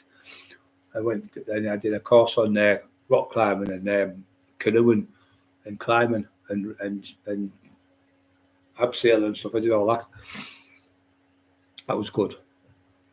Brian, listen, we all believe you, mate. I know you do, mate. I know, son. I know you do. I know you all do. I'd never come on and tell that. I would never call a man in my life a paedophile or wronging or a grass or something like that, because I would never like that call to myself. So I always have morals and respect for people. When I go to tax people, I've gone to doors and there's been kids in the house, I've walked away. Or I've gone to fight people and they went, look, I can't fight you, Brad, I want to fight you. I've just said, well, look, see you, sorry, shake my hand, and then shook hands, and I've gone to drink with them and then just sorted it out. Because sometimes you get the people like Boyle pretending people are saying things, and you get there and it's not what you think it is. So I always give people a chance to explain, why are you fucking telling people you're going to shoot me? And they go, I never said it. It was such and such and such and such. And 9 times out of 10, they just fucking, it's sorted on the doorstep. But I don't go to the door when there's women and kids in the house. I've never been charged for anything apart from dangerous driving. And I got a nick for knocking a lad out. I broke his jaw in 3 places. And I got nicked in a house in Redcar. And when I went to run down the stairs, the copper hit me on the head with a truncheon. I fell down to 2 police officers. I cut one's hand, like a half-inch scratch on his hand.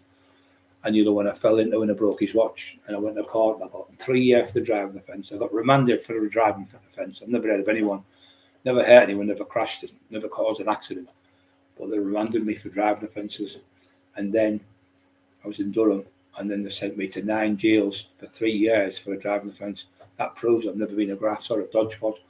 So people say, well, he's never fucking done that. When I went to jail, they say, how can you get 3 years for a driving offence and not even hurt anyone? And pleaded guilty to the charge as well, and got 3 months for the 2 assaults on the police. 6 months I got for that. Same 3 years, 6 months I got for fucking sent to 9 different jails all around the country. Because I was not wrong like you, Jamie. You were a bad man, you. But if you go to jail with all these people I was in jail with over the years, they'll fucking crucify you. That's what you said, didn't you? Crucify Dale. The man had cancer, stage 4 cancer. Not normal cancer, stage 4. He had his organs taken out and washed. And that bum was saying to him, I'll fight you, I'll mully you. I've had 27 jabs, 27 bouts. I'll mully you with my jab, he says to him. You can read the text, you can read it on Emma Cockerill's YouTube channel. You'll see all the stuff, all the vile stuff off all the people. And then Terry Dicko's coming on with his video, what he's done to Marty and what he's done to Terry and what he's done to Terry's little girl. Not abused or anything, but he got a book and he did the book and kept the money off the book for Terry's little daughter. It was for a little book. But his daughter, he done, Terry did all the little things. Spiders and this and insects in that. It was a little book for his daughter. And what did he do? Keep the book and sell it online. Selling the book online, still make money off Terry's book. And he'd written the book, Terry himself, just to torture Terry. He's fucking horrible. 50 on now, he's where's the 60 likes? We need the 60 likes. We need the 60 likes. Fucking mental, like that. Harry Ape, it's right. Jim Bab. Judgment Day. I like that one, Mark. Fucking class, Mark. I love Mark. He's class. Somebody said he got. I was insulted ran at times when I was calling the other day. I said, no, yeah. Oh, yeah, fucker. Did you hear them 2 bones click then? Right out. I could, they didn't have click. The whole neck's going click. You know, like a fucking belt when you put a seatbelt in the car. Fucking all that. Didn't have click there. Oh, it cringes right through you with that noise. You think you've snapped your neck. Right, please press the like. Big crowd, fuck you. Yeah, fucking press you when I get you when you get home here. Better get you here but next week. Funny as that. Fucking hell. He's fucking mad about weird. He's fucking funny as. Man, yeah, they did real good. Manchester United 4-3, Liverpool devastated 4-3 Lee up. Now Lee's brother's called Jamie, and he supports Man U. I support Man U. My brother's called Peter, and he supports Liverpool. And Lee supports Liverpool. So we're like a family, like the same type of family. They carry on like laughing like how skinny we used to call him skinny. How skinny we take the piss out because we beat you 4-3. But obviously Man U once I'd have been torturing him now. Sadly he passed away. He got raped by a paedophile when he was a kid. And he ended up hanging himself when he was 38-year-old. That's why I fucking hate paedophiles. I can forgive a murderer. I can forgive somebody trying to kill me. I can forgive somebody shooting me. I can forgive somebody fucking attacking me or robbing me. But I can't forgive paedophiles. I cannot. Even I said to God, I cannot forgive paedophiles. Because what they do to children, what they do to people's minds, is fucking destroy people. And people like him sending gay rape porn with children being raped is worse than a paedophile. In my opinion, it is. Because they're letting people, thousands of people see these videos. They're worse than the people that actually do the rapes. It's fucking disgusting. I can't understand why the police haven't charged him with that, mate. Because he wants charging for putting that on the internet, what he's done. But you won't get that on tonight. I think Emma's going to show you the extract on what he's done. I don't know if she'll put it on, but Emma's got it. And that's what he sent us on the internet. All these young lads getting raped on a video. I thought, you fucking sick bastard. And then Marty Funch, I've just had loads of lads all having sex on a video. And then somebody else phone, and Carol's phone said, I've just had loads of disgusting, vile, pornographic stuff sent to me. She says that on one of the videos, Carol. It was last New Year. She said I was getting gay rape porn sent on my computer. And he said the only people who do that would be Shirley and Jamie. So why is all these people from all over saying the same things, and you're innocent? Why are you now saying you never press charges on me? Well, if you haven't pressed charges on me, I'm innocent, Anna. Well, why have I locked up? Why am I still under investigation? Might have seen or a dartboard. Yeah. Things to you say, it fucking does, mate. It's fucking horrible. We're in crowd saying the same. It does the same. I did last night. I was upset with Dale because he was a lovely man. Then she put Dale on last night. I had tears in my eyes because, hello, big man. He said, "It's me, Dale. You can beat this. You can get out of hospital. You're the strongest man I've ever known. You're the toughest guy I've ever known. You can do this, big fella. We all believe in. We all love you and all that." And like, my heart went all fucking like putty. Just hearing his voice, and he was bad on one with his beard, and you could tell he was gone. He was gone. But so he only contacted me and Emma and a couple of other family and friends when his last few days when he died, and I said goodbye to him. I just said, look, I'm not going to fucking lie to you, Dale. I love you, but you're not going to beat it this time. I said, what you got to do this time is just think, take the meds, and if you need to take more, take more. There's no shame in it. And if you think it's time to go, just please close your eyes. We love you, and we'll see you. We'll see you on the other side with Jesus. But make sure you get me on the door, on the gates of heaven. He was laughing his head off. He said, I said, me and you'll work on the door on the gates of heaven. And he was laughing his head off. He said, I can't believe how happy I am just talking to you. But I had tears in my face, but I couldn't talk to him on the phone. I had to leave the phone off because if I'd seen him. So then when he come on with his beard, I was just going to go to the toilet. I went to the toilet, fucking tears coming down my face. But I didn't want him to see me crying. And then she put him on again yesterday and the day before. I thought, doing that, I wish I could have fucking done something. I couldn't. He was fucking torturing Dale. I'll fight you, you paedophile nonce, you rapist. You did. Oh, that's what he done. Before I go, this is our bow. So he pretended to be Lisa Grayson. I told the people at the beginning. So he pretended to be a girl called, it's me, Lisa Grayson from Milo Books. We're interested in doing a book now. He said, I've done a book with what's he called, my mate? Debrick. Paul Debrick. I've done his book, she said. And I've done this book. We're interested in doing a book with you. Would you be interested? Yeah, I'd be interested. He said, and I was suspicious if it was Boyle. Next minute she went, yes, we'll do this for you and blah, blah, blah. And this would cost that and all that. So you'll see it on if you go to Emma Cockerill page, you'll see where he's talking. And then Boyle goes, you're going to rape me too. It was Boyle pretending to be a woman, pretending to be Milo Books, Lisa Grayson, the publisher. What a fucking sicko you are. You've got to see these things, Have a look. It's on the Cockerill, see where you can You can see the screenshots which she's put up. I'm no good with it. Made my eyes that fucking great. Real nightmares. It's right. You can hardly see it. But if you're younger, and you've got glasses on, you can see it. But it says, Milo Bucks, are you going to rate me, you beast, or something? He says, Boyle. So him again. He says, I knew it was you, Boyle. He said, he's fucking mental. He's contacting me, pretending to be a woman now called Lisa Grayson from Milo Bucks. He said that he's been going on for years. This with me. 3 years he's been doing this to me.